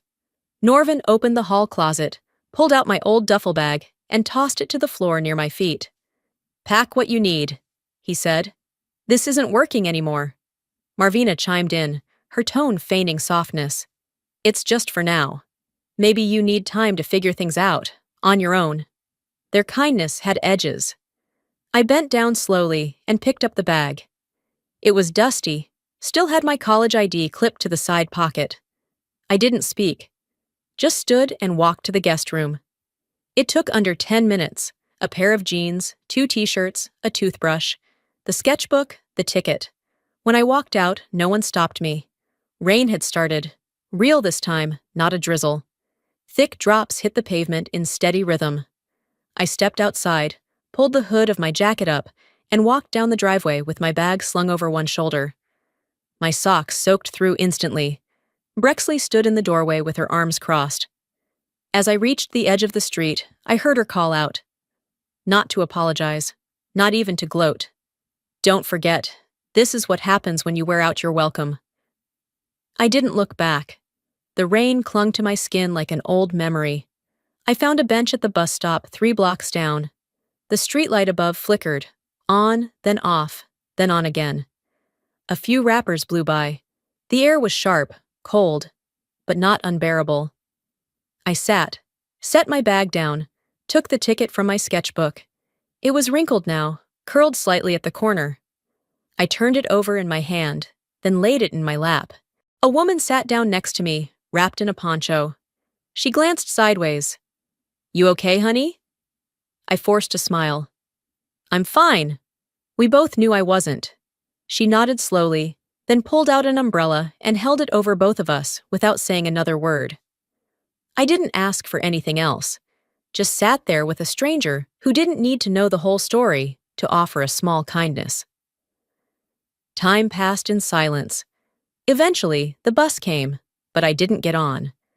I waited until the rain slowed, then stood, bag in one hand, ticket in the other, and headed toward the all-night convenience store on 5th. The lights inside buzzed. A teenager with a headset stood behind the counter, chewing gum and flipping through his phone. I walked up slowly, placed the ticket down gently like it was made of something fragile. "Can you check this for me?" I asked. He looked up, blinked, then took it. That moment hung between us, quiet, suspended, as the scanner beeped and the screen lit up. The clerk didn't say anything right away. He just looked at the screen, then at me, eyes wide for a second, then cautious. The kind of look people give you when they think you might faint, or scream, or both. He cleared his throat. "Ma'am, do you know what this is?" I didn't. Not officially. I had a feeling. A twitch in my gut that had been quiet for too long. He turned the monitor toward me. The number lit up like a neon sign. $73 million. That's what the universe thought I was worth. Or maybe it was just randomness doing its chaotic magic. Either way, it was enough. I walked out of that store without the ticket in my hand.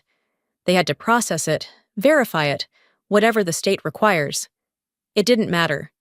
I left with something better. A reason to stop asking for scraps. For 3 days, I didn't tell anyone. I stayed at a motel across town, bought myself a set of clothes that didn't smell like the last 6 years of my life, and thought. Just thought. On the 4th morning, the motel phone rang. I didn't recognize the number, but something in me already knew. Marvina. "Sweetheart," she said, like nothing had happened. "We're doing a small dinner for Brexley on Sunday. Just family. You should come." I let the silence sit between us long enough for her to get nervous. Then I said, "Why now?" She didn't hesitate. "Because family sticks together." She didn't mention the suitcase, the rain, the look on my sister's face when the door shut behind me. They'd thrown me out like a mistake they were tired of repeating. But now that I was quiet again, maybe they assumed I'd folded back into shape. That night, I started packing the few things I'd brought to the motel. And while sliding my old files into my bag, I found an accordion folder tucked behind a stack of notebooks. It was labeled FAFSA, 2012-2015. College loan records. I wasn't expecting anything to jump out, but one of the statements had a different address listed, Brexley's. I looked closer. A loan taken out in my name, signed in handwriting that looked like mine, but wasn't. My stomach turned. I pulled up my credit report online, hands shaking not with fear, but with confirmation. There it was, a $42,000 federal student loan I had never taken, disbursed the same semester Brexley started grad school. I called the loan servicer. "We can't discuss that over the phone," they said. But the paperwork didn't lie. I wasn't just erased in my family. I'd been used. Sunday came. I didn't go to dinner. Instead, I made a copy of the entire loan file and slipped it into a plain manila envelope. No return address, no card. I printed one sticky note and pressed it to the front. "Return what doesn't belong to you." I dropped it in the mailbox at the end of the driveway. I imagined Marvina opening it, probably with wine in hand, Brexley reading it out loud with that performative laugh. But I didn't need to see it. I didn't need the reaction. They'd taught me my whole life that silence was acceptable as long as it came from me. So this time, I made my silence heavy, measured. Later that night, my phone buzzed. It was Brexley. "You don't get to ruin my dinner over something you barely remember." I stared at the message, then typed back, "Funny, that's how you treated my entire life." I hit send, then turned off my phone. Not out of drama, not to make a point. I just wanted the quiet to be mine this time. The next morning, I stayed in bed longer than usual. Not because I was tired, but because there was nothing urgent pulling me forward. For once, the silence didn't feel like punishment. It just was. I made coffee with the motel's single-cup machine and sat at the little desk by the window. The world outside kept moving, cars passing, birds flitting between wires. But it all felt distant. I didn't check my phone. I didn't need another message pretending the last few weeks hadn't happened. But the phone still rang. The number didn't have a name attached. For a second, I considered ignoring it, but something in me said to answer. "Hello?" The voice on the other end trembled a little. Ellerie? It took me a second. Della? She exhaled like she'd been holding her breath for years. I saw the thing, on the local blog, about the house, the dinner, the whole mess. I didn't say anything. Let her speak. I should have said something sooner. I knew how they treated you. I saw it. I pressed the phone closer. You remember that night you got passed over for that college scholarship? The one Brexley didn't even apply for, but somehow ended up getting recommended for? Her voice cracked. I overheard your mother and father in the kitchen saying it would have been a waste giving it to you. They said, she's just going to come home anyway. Brexley's the one worth investing in. I closed my eyes. She kept talking, fast now, like she needed to finish before her courage ran out. They said you'd always be the one who needed help, that if you got too much attention, you'd start thinking you deserved it. I nodded, even though she couldn't see me. I'm sorry, she whispered. I didn't say, it's okay, because it wasn't. But I was grateful she called. After we hung up, I sat still for a long time. That call didn't surprise me, not really. It just confirmed what I had always suspected, but never had the audacity to name. Later that day, I took a walk through my old neighborhood, not toward the house, but the street behind it. Mr. Greaves lived there, had for as long as I could remember. Retired cop. Always had gadgets. He once helped me fix a school science project that involved security sensors and motion-activated lights. I knocked on his door, heart thudding. He answered in a plaid robe and socks. Same as always.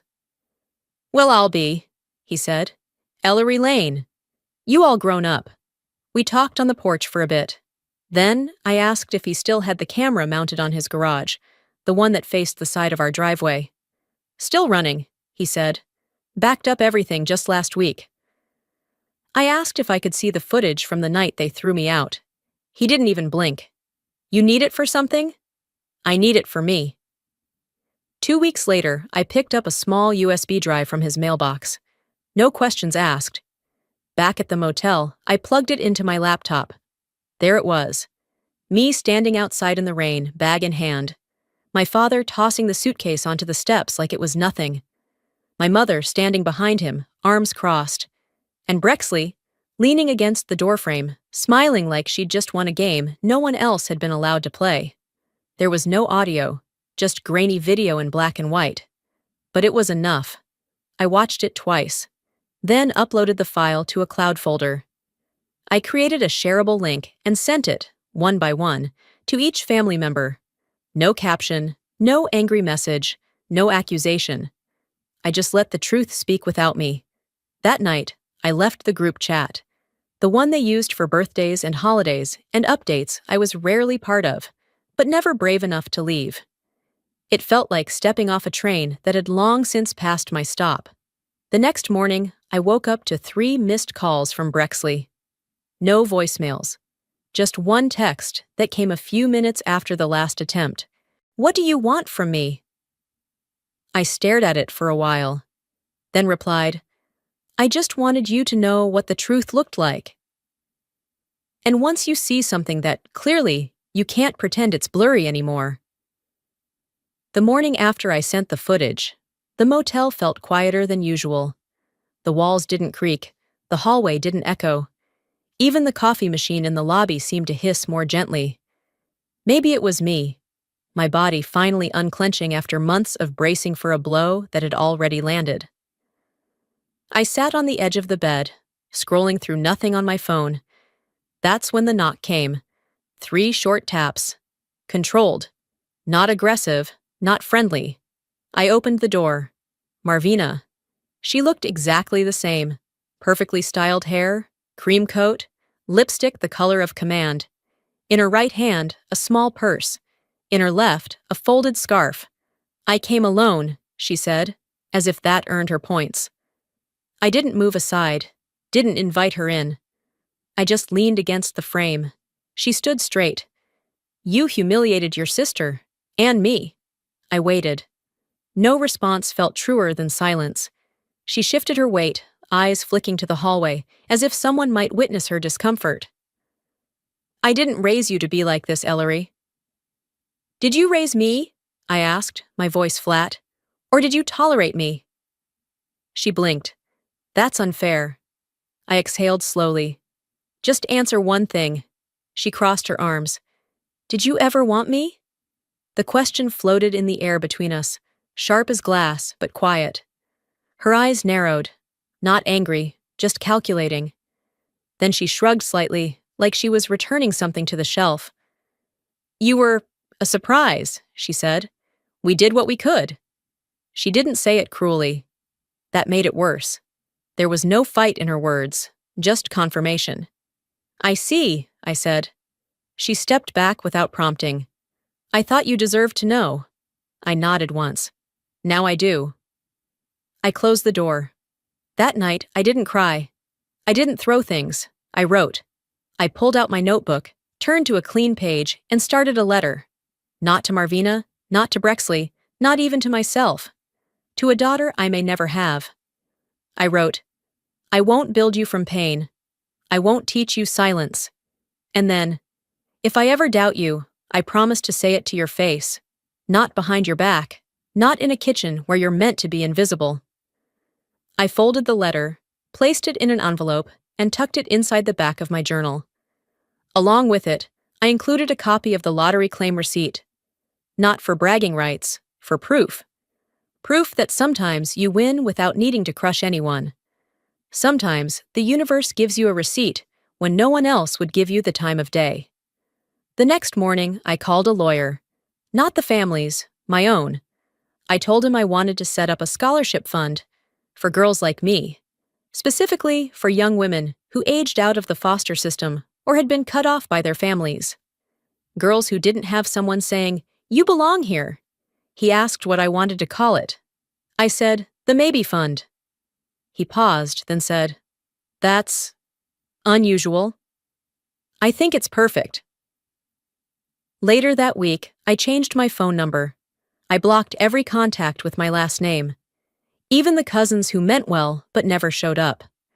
I moved to a smaller town, one where no one knew my history, where I could go to the grocery store without bracing for impact.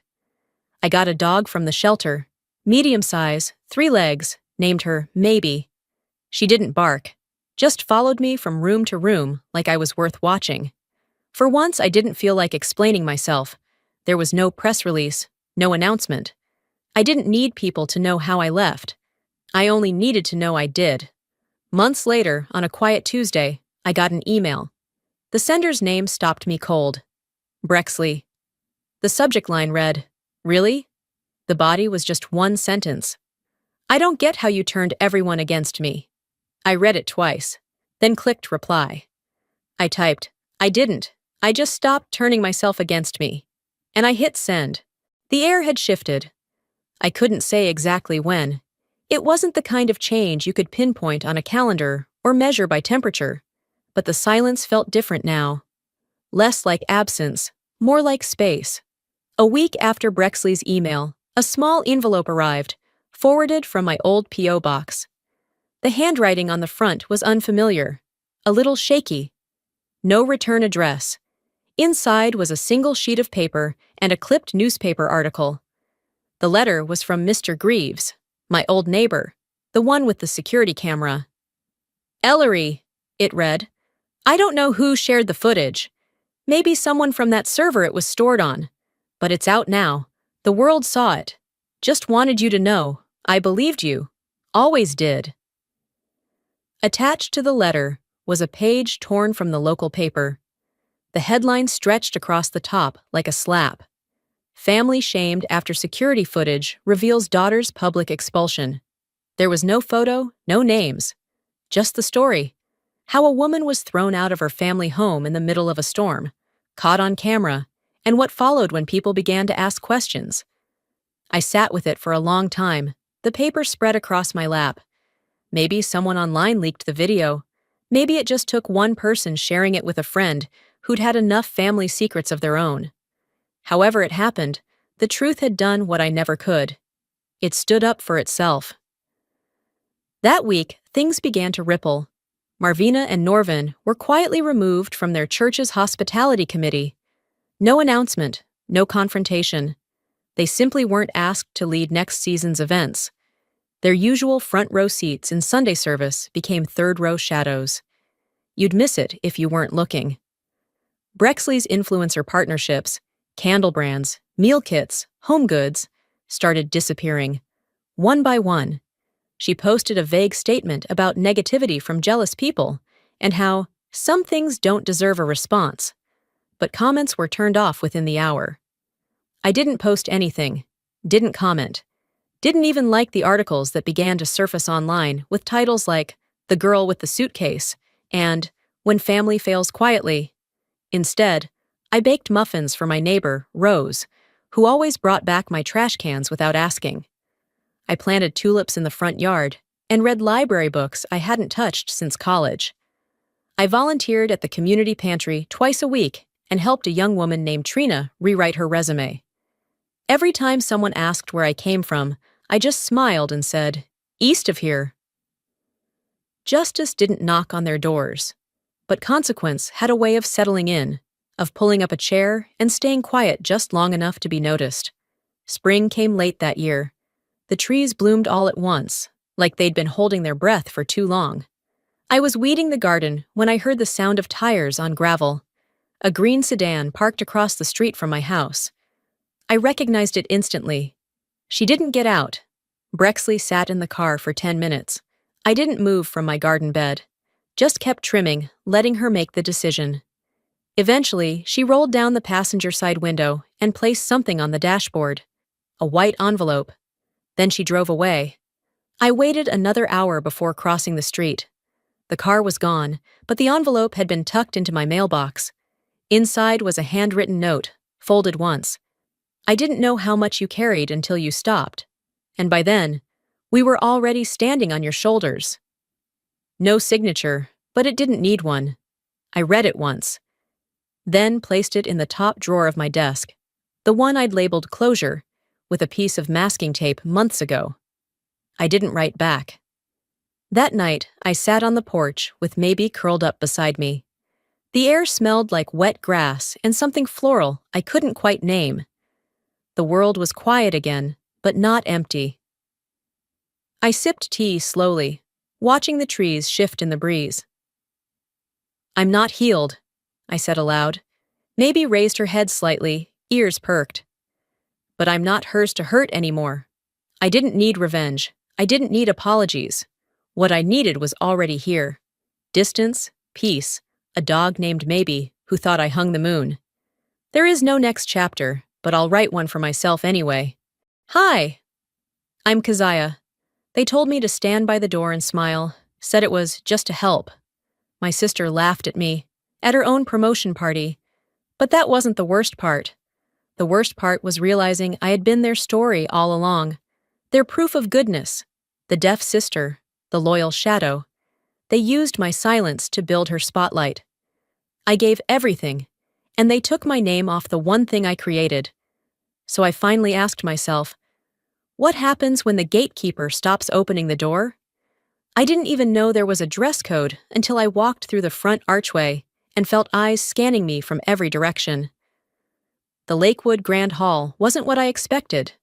Gold-trimmed chandeliers, velvet-lined walls, and that smell of too much perfume trying to cover up too much money. I wore a simple navy coat, the one I always wear when I want to disappear. I thought I'd slip in quietly, maybe stand in the back, clap at the right moments, then go home. But Mom had other plans. "Kez!" she called before I even made it past the entryway. Her voice had that edge, fake sweet with just enough steel under it to cut through me. "Come with me, sweetheart." I followed her to a side hallway near the coat room. That's when she handed it to me, folded in a neat square, like it was something to be proud of. A black polo shirt with the words, "Deaf Support Security Volunteer," stitched in white thread on the chest, and below it, a lanyard with a laminated tag. My name wasn't even on it. "They're short on staff," she said, avoiding my eyes. "Brindis pulled every string to make this night perfect. You'll be helping people get checked in. Smooth things out at the door, that's all." I just stood there, holding that shirt. It felt heavier than it looked. "It's not a big deal. she added, patting my shoulder, like I was some child confused at a fire drill. Don't make this about yourself. I didn't say anything. I just nodded and changed in the restroom. The shirt was snug, not made for someone shaped like me. It scratched at my neck. The name tag swung awkwardly when I walked, slapping against my chest like punctuation. I tried to tuck my hair behind my ears, but even that made me feel exposed. The main entrance was wide open by then. Guests began arriving, heels clicking on tile, laughter echoing in waves. No one looked at me twice. Most didn't look at all. I handed out brochures, checked off names, waved to people who didn't wave back. One little girl, maybe 6 or 7, stopped and pointed at my badge. "Is she really deaf?" she asked her father. He didn't answer, just tugged her along like I was part of the furniture. For the next hour, I smiled like I was supposed to. I nodded when people said things I couldn't fully hear. My hearing loss isn't total, but in rooms like this, with clinking glasses and 100 voices bouncing off the walls, it might as well be. I've gotten good at faking it, reading lips, filling in blanks, pretending I caught the joke just in time to laugh. The problem is, they think that means I'm fine. And they love that. They love the image of me being resilient, strong. They call it inspiring. But they don't invite me to the table. They invite me to the door. When Brindis arrived, she didn't even glance my way. She floated in like she owned the damn building, wrapped in some designer green dress with her curls pinned perfectly, flanked by executives and photographers. Everyone clapped. I clapped too, from my post, next to the fire extinguisher and a rack of umbrellas. She passed within 3 feet of me. I half raised a hand, but stopped myself. She didn't look over. Of course she didn't. My chest felt tight, but not like sadness. More like a quiet knot, not pain, just compression. I kept doing my job. I kept doing what they asked. And somewhere in the quiet between welcome and enjoy your evening, a memory knocked loose. Snow years ago. We were maybe 10 and 13, bundled up in winter coats in our old backyard. I'd built a snow fort, lopsided sure, but it stood. Brindis came stomping through with her sled and smashed the side. "Why'd you do that?" I'd asked, voice muffled under my scarf. She pulled off her mittens. "If you can't talk right, don't ruin the game for everyone." I hadn't thought about that in years. The night stretched. My fingers went numb from holding the brochures. My smile went rigid. Later, I overheard one of Brindis's co-workers saying, "Her sister's helping at the door? That's sweet." Sweet. As if it were charity. As if I were a prop. There were name cards on the tables. Gold calligraphy, centered. I didn't have one. I checked twice, quietly, just to be sure. There wasn't even a chair marked for me. I was supposed to stay by the door, like a ghost ushering the living. The lights dimmed, signaling the start of the tribute video. Laughter faded into hushed reverence, and I stood there, frozen in that shirt, nameless badge pressing against my skin. I didn't know it yet, but tonight wasn't just about her promotion.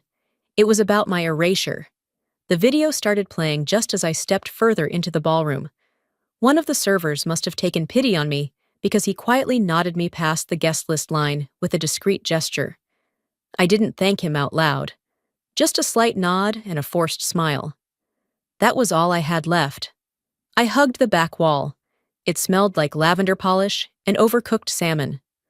Around me, people settled into their chairs, leaning toward one another, whispering and chuckling in that careful cocktail party way. Just enough to feel superior, not rude. Then her voice cut through the room. "Brindis." Standing at the mic with that fake polished laugh she used around upper management, she launched into some story about early career challenges and how support from home helped her become the leader she is today. People clapped. I didn't. My hands were still, gripping the hem of my shirt to keep them from shaking. Then she turned toward me. "This is my sister, Kaziah," she said, flashing a smile like I was a novelty she'd dusted off just for tonight. "She's always supported me, in her own quiet way, I felt every head swivel in my direction. She wasn't done. She can't hear well, she added with a light chuckle. So just smile and wave. Laughter followed. Not loud, not cruel. Worse.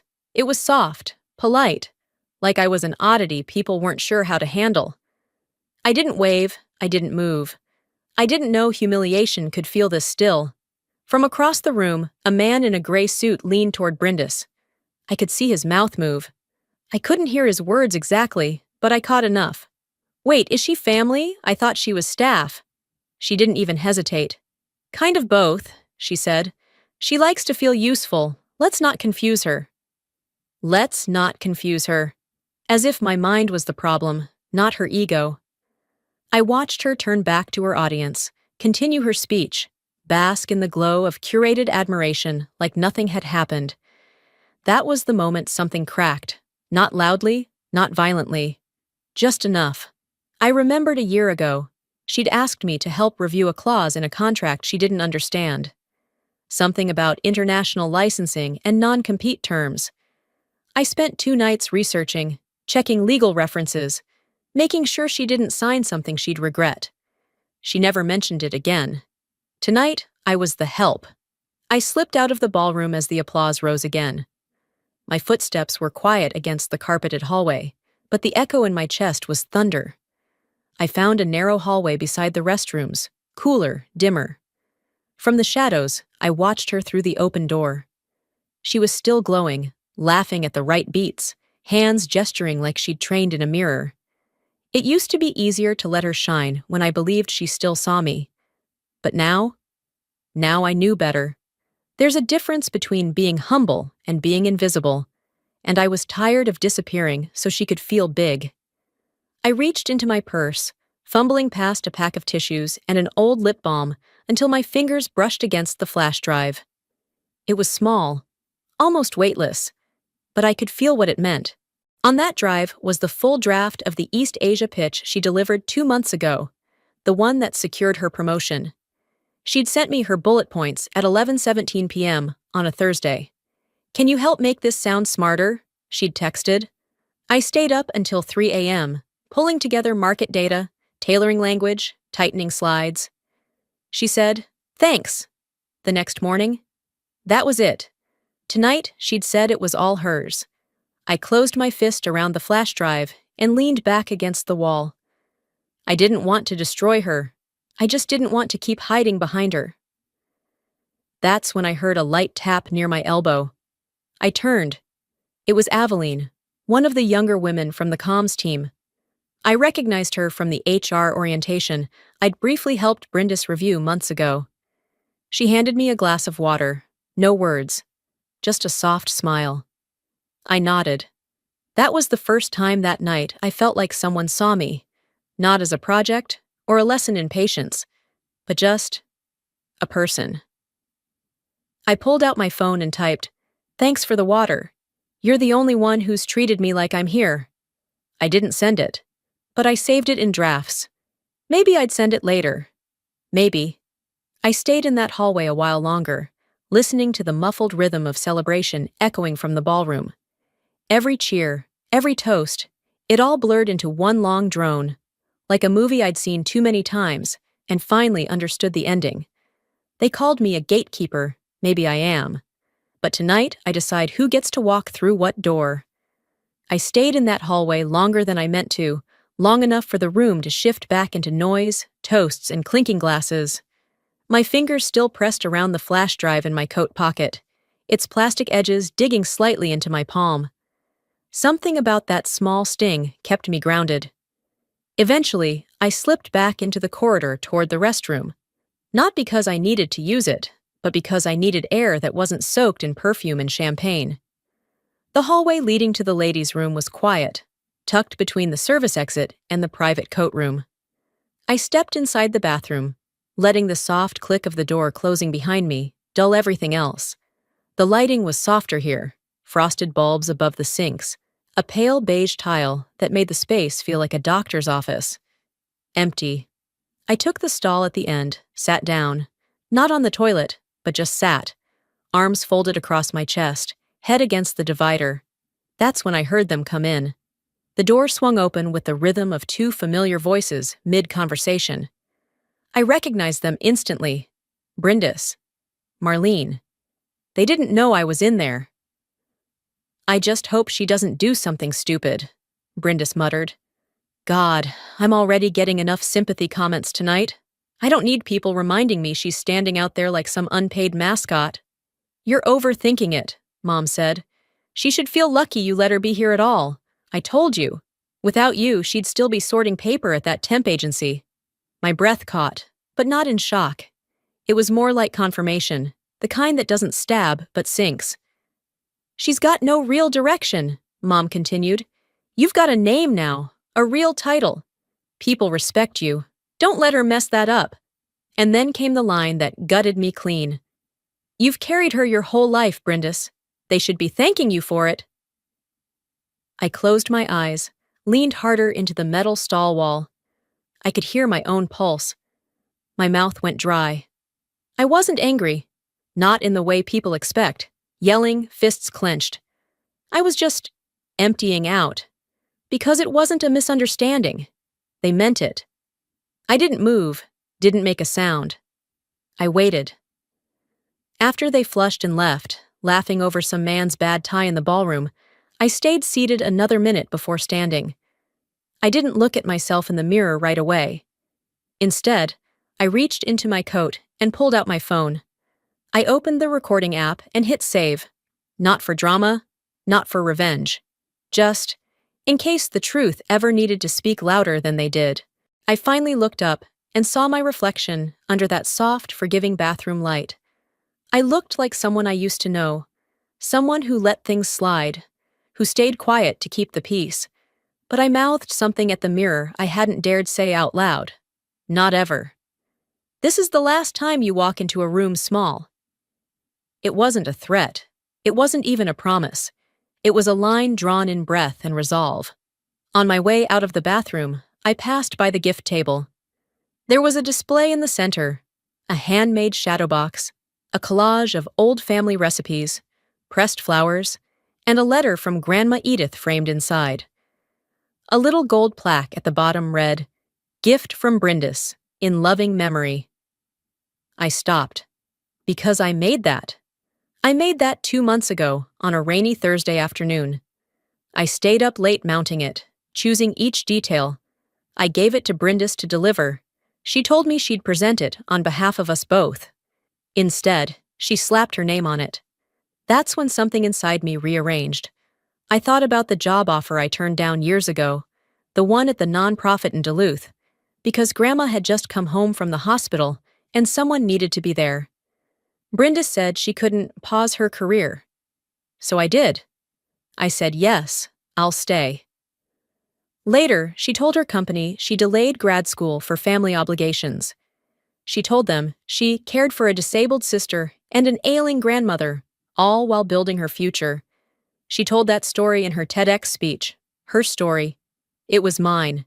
I stepped away from the gift table slowly, careful not to knock anything over. My hands were steady now. Strangely so. I didn't cry. I didn't boil over. I just saw it for what it was. Plain, bold, and written across every inch of this event. They never wanted me to speak. They wanted me to exist as their proof. Proof they were good, giving, noble, but never equal. Back in the hallway, I texted myself a note. They lied louder than I was ever allowed to tell the truth. And as I walked past the ballroom again, that same flash drive pulsed against my side. It wasn't time yet, but it would be soon. They thought I couldn't hear, but I've heard enough to never forget. As I made my way back toward the main ballroom, I passed a large standing mirror near the coat check. For a moment, I caught my own reflection. Still in that black volunteer polo, still wearing that plastic name tag like it belonged to someone else. I looked like I'd been hired for crowd control, not born into this family. The hallway forked just before the photo booth area, where people had started lining up for professional snapshots. Laughter floated down the hall, people fixing their collars, asking for filters, adjusting dresses that were never meant to be comfortable, only expensive. That's when I saw her, my mother. She wasn't looking for me. She was scanning the space like a hostess checking table settings before a wedding. When she finally spotted me, her mouth pulled into a smile that didn't quite reach her eyes. "There you are," she said, as if I'd wandered off like a child in a grocery store. "Come, sweetheart, the family photo's about to start." I followed her, slowly. Just before we reached the backdrop, she turned and pulled something from her purse, a folded ivory shawl. She placed it in my hands without asking. "You should wear this," she said, tapping my badge lightly with a manicured finger. "Covers the tag, and it'll look more polished." I looked down at it, then at her. "I thought I wasn't supposed to draw attention," I said, voice low.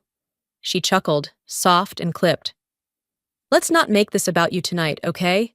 Your sisters worked hard for this." Before I could answer, she was already walking away, calling out to the photographer. My mouth stayed shut. My fingers tightened around the shawl, but I didn't put it on. "Okay, folks, big smiles," the photographer said, raising his voice above the chatter. "Let's start with immediate family." People shuffled into place, shoulders angled, faces arranged like magazine covers. Brindis took her spot front and center, as expected. She tossed her hair once, caught the light just right. Executives and partners faded to the edge of the frame. Then, Mom turned back toward me.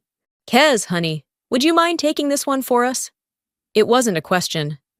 I felt something in my chest drop, not snap, not crack, just quietly fall. No one objected, no one even turned. So I nodded, stepped forward, and took the camera.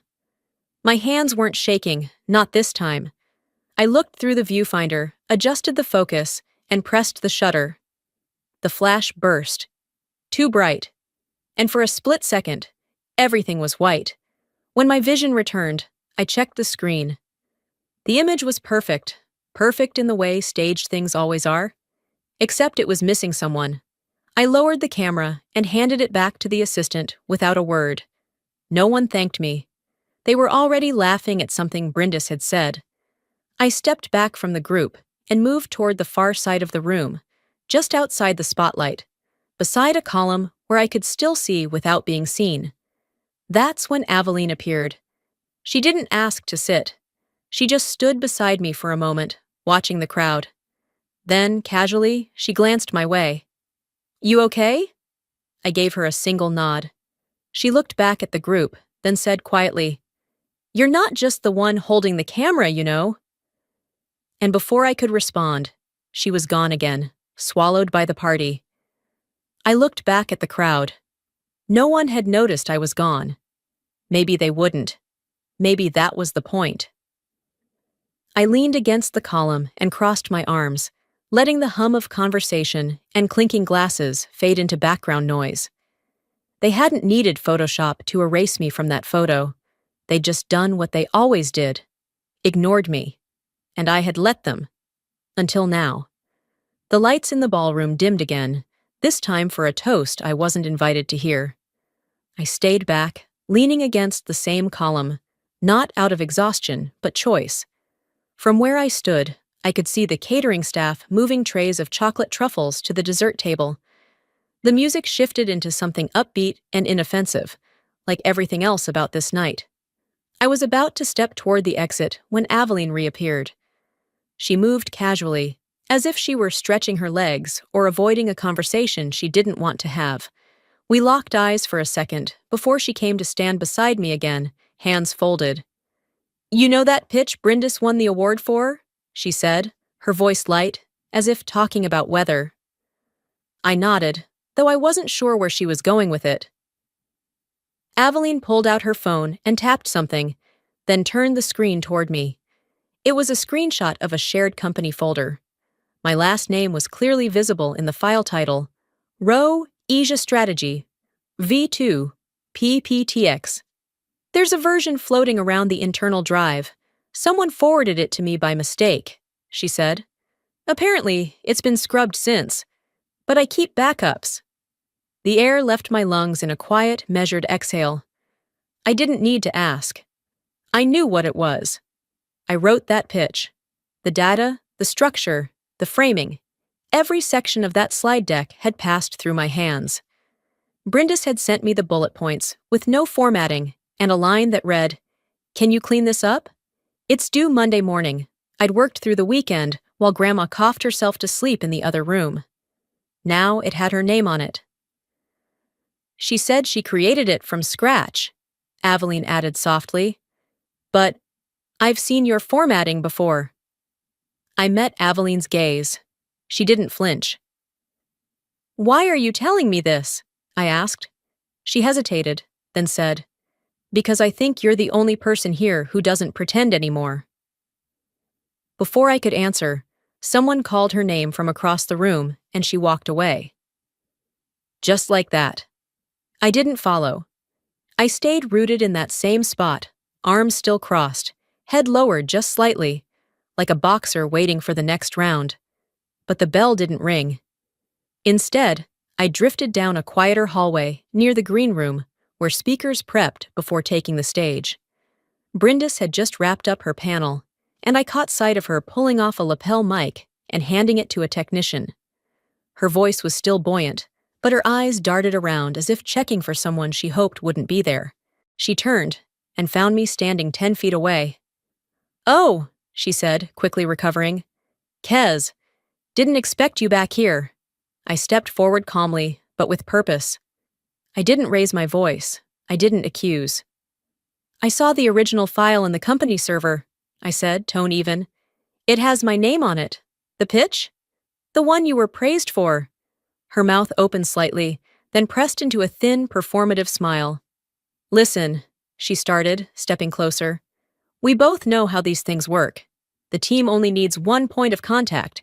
I was just trying to keep it streamlined." "You told them you wrote it alone." Brindis gave a short laugh that didn't match the situation. "You're making this a bigger deal than it is.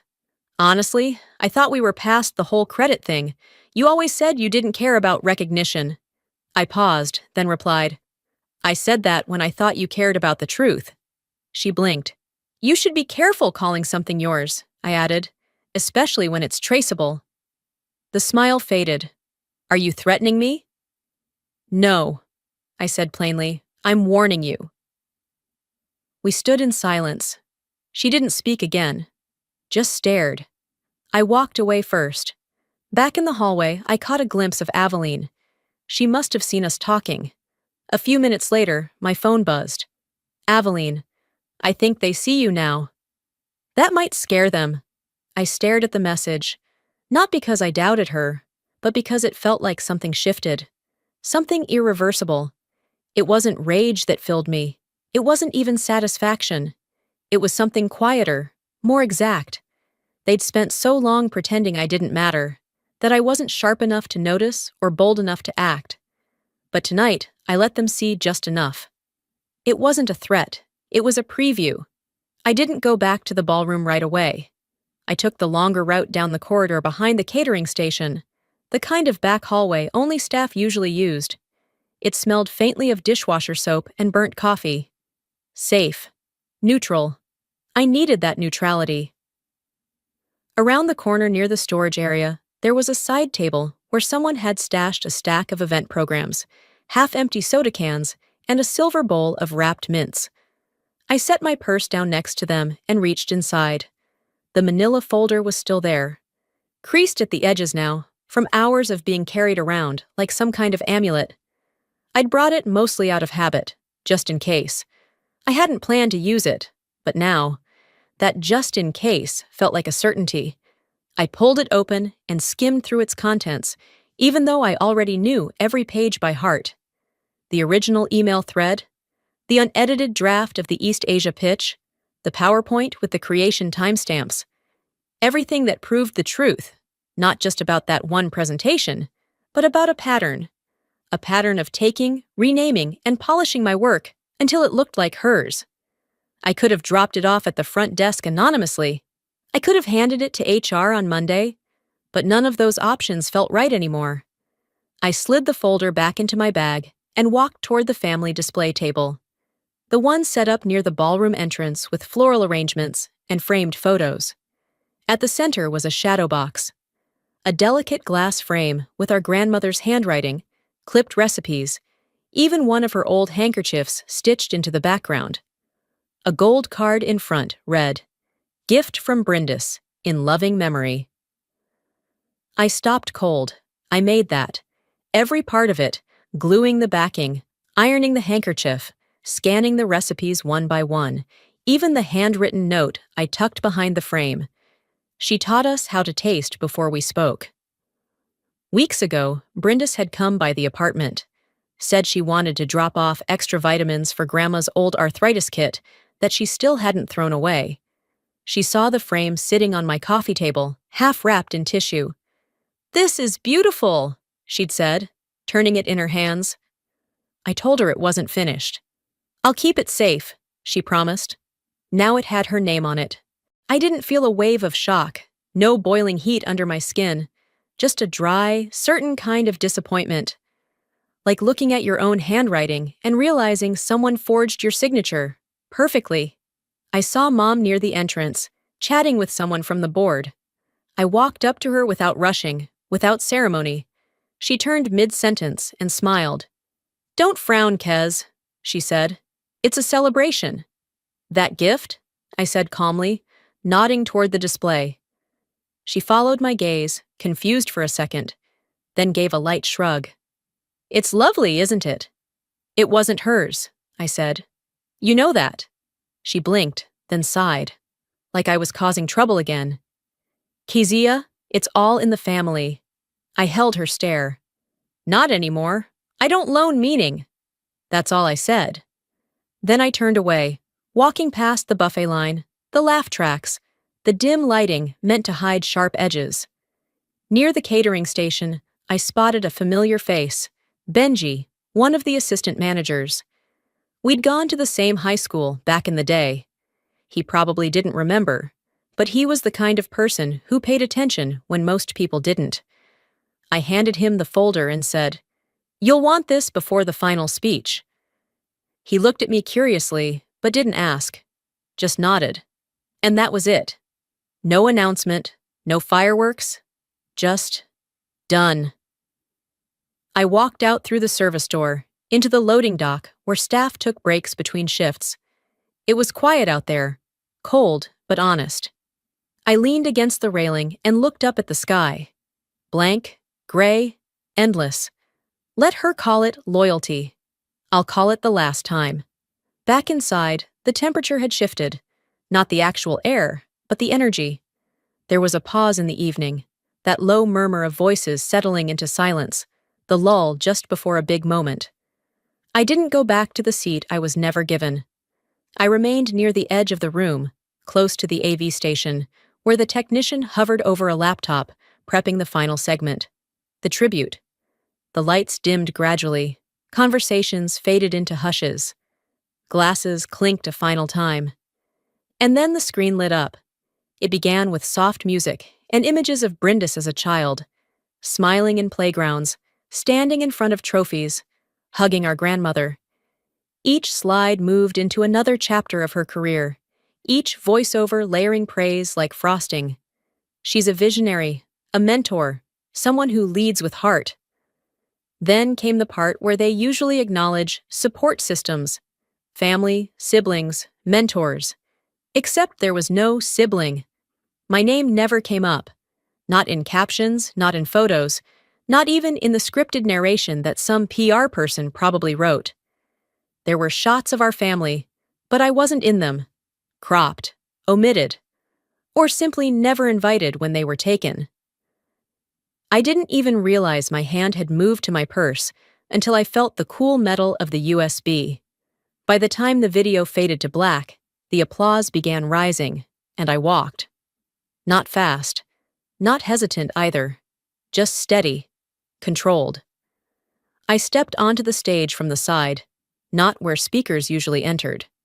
There was a brief flicker of confusion in the audience, the kind of moment where everyone pretends they're not watching until they realize they can't look away. I didn't take the microphone. I didn't make eye contact with Brindis. I walked straight to the laptop, placed the USB beside it, and turned toward the tech guy, Benji. He looked at me, I nodded once. Nothing dramatic. Behind me, Aveline stood near the edge of the crowd. She'd been waiting, not asked, not instructed. Just ready.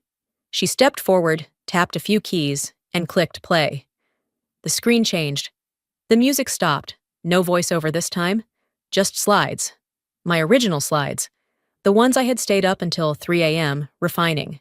Timestamps. Metadata. Author listed as Kaziah Rowe, not Brindis Langford. A short pause. Then an overlay. Brindis's final version, used in her keynote speech 2 months ago. Identical structure. Same visuals.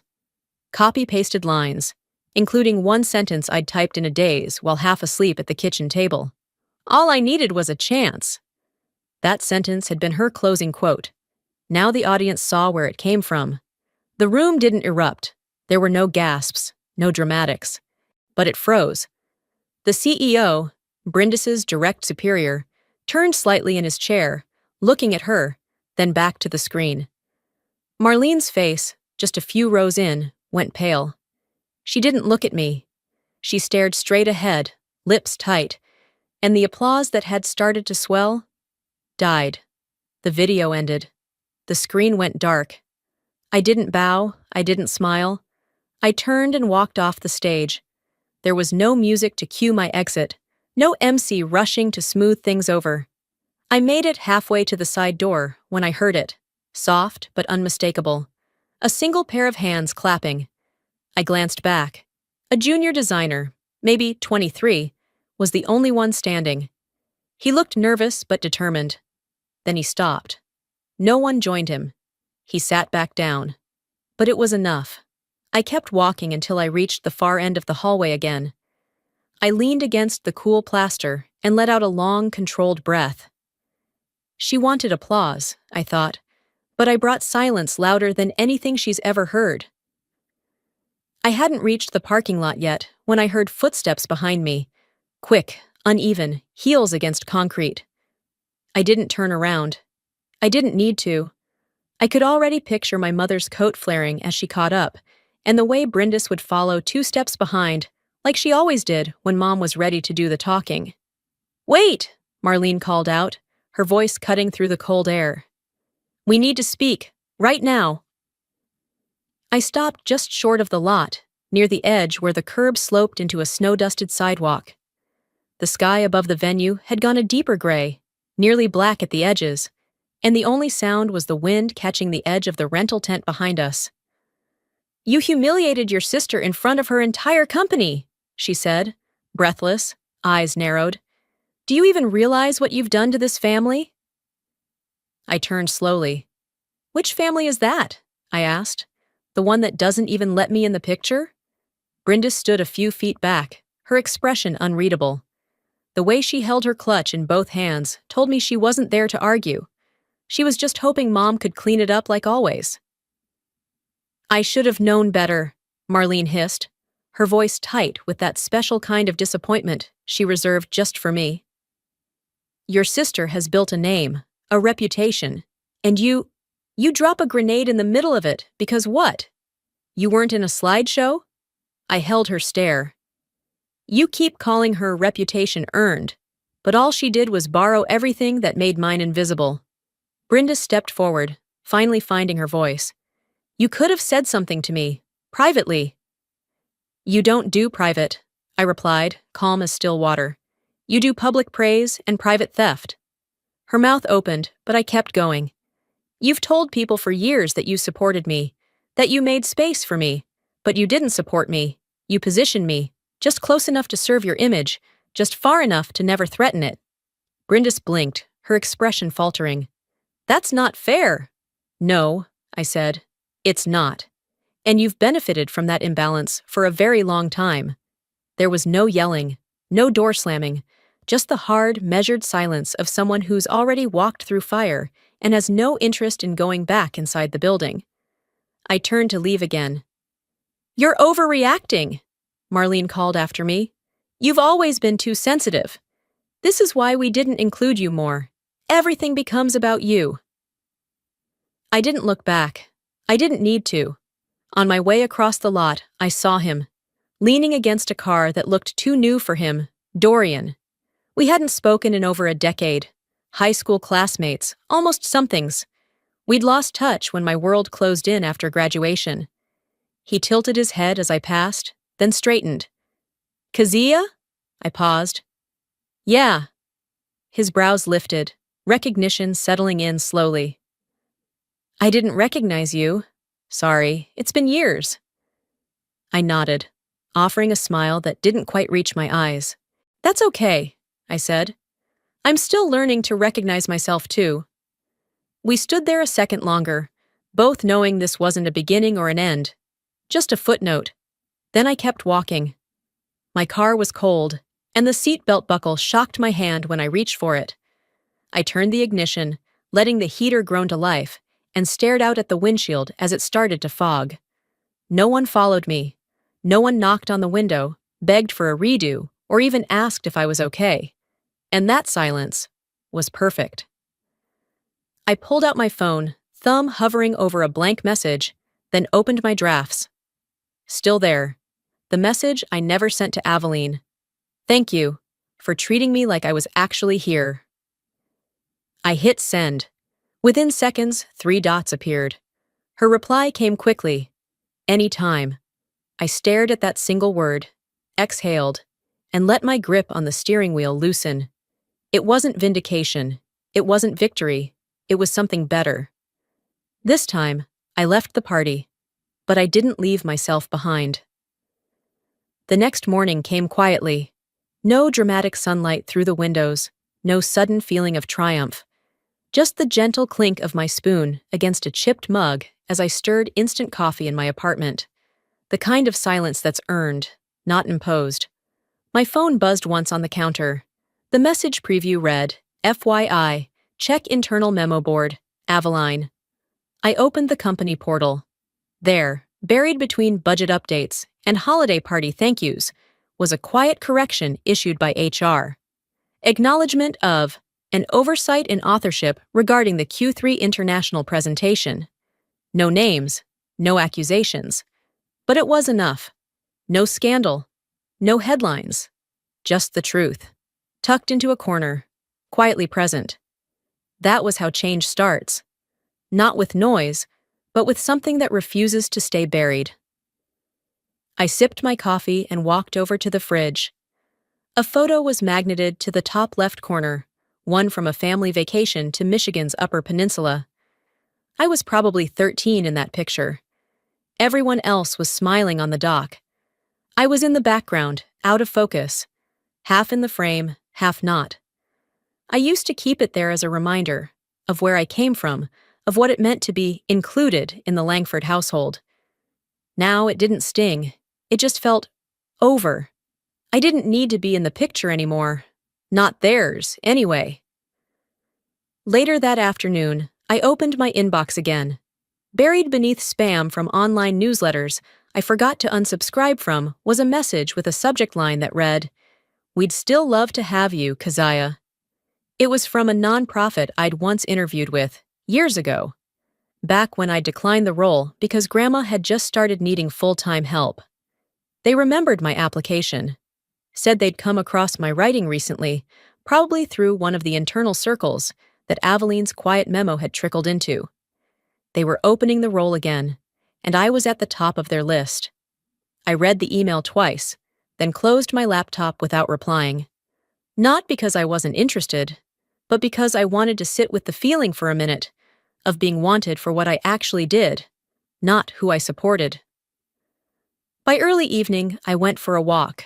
No real destination, just downtown, where the city was already dressed in string lights and cold wind. The sky hung low, heavy with unfallen snow, like it was waiting for permission. I passed a local gallery on 10th and Emerson. Its windows were steamy, the kind of fog that clung to glass from breath and bodies. Inside, people wandered among minimalist displays, light installations, abstract canvases. But one frame in the front window stopped me cold. It was empty. Beneath it, a small card read, "The one who was always there." I stood still for a full minute. Then I took out my phone and snapped a picture. Not for Instagram. Not to send to anyone. Just for me. Back home, I stood in the kitchen with my coat still on and typed a message to Aveline. I'm not coming to Sunday dinners, but if you ever want a real one, let's plan something that matters. She replied within seconds. Deal, you bring dessert. The microwave beeped behind me, the sound grounding. I hadn't cooked. I just reheated leftover soup from 2 nights ago. Still, it tasted different. Not better, just mine. Later, I opened my journal. It had been untouched for months, maybe longer. I wrote one line across the page, slowly. This isn't revenge. This is reclamation. And beneath it, almost without thinking, I don't need their frame. I've built my own. Sometimes the people who claim to love us the most are the ones who silence us first. Not always with cruelty, sometimes just with convenience, or comfort, or shame. But silence, even when quiet, can still be loud enough to erase you. I used to believe that if I stayed small, stayed useful, stayed out of the way, I'd eventually be invited in. But here's what I've learned. Being quiet to keep the peace isn't peace at all. It's postponement. And eventually, your truth will want to be heard, whether you whisper it or walk it to the front of a stage.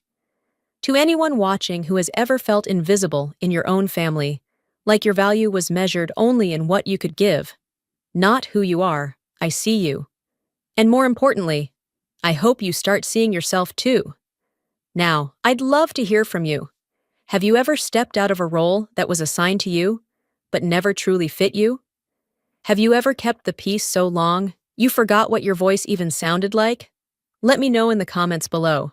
If this story touched something in you, drop a 1 in the comments, or just tell me where you're watching from. I read everything, and I want to hear your voice. And hey, if you didn't like this story, I respect that too. Tell me why. Tell me what part didn't sit right. Let's make this a space where honesty is welcome. If this video meant something to you, please subscribe to the channel so you don't miss the next story. We have more real, human, and deeply personal journeys coming, and I'd love to have you walk with us. Thank you for listening.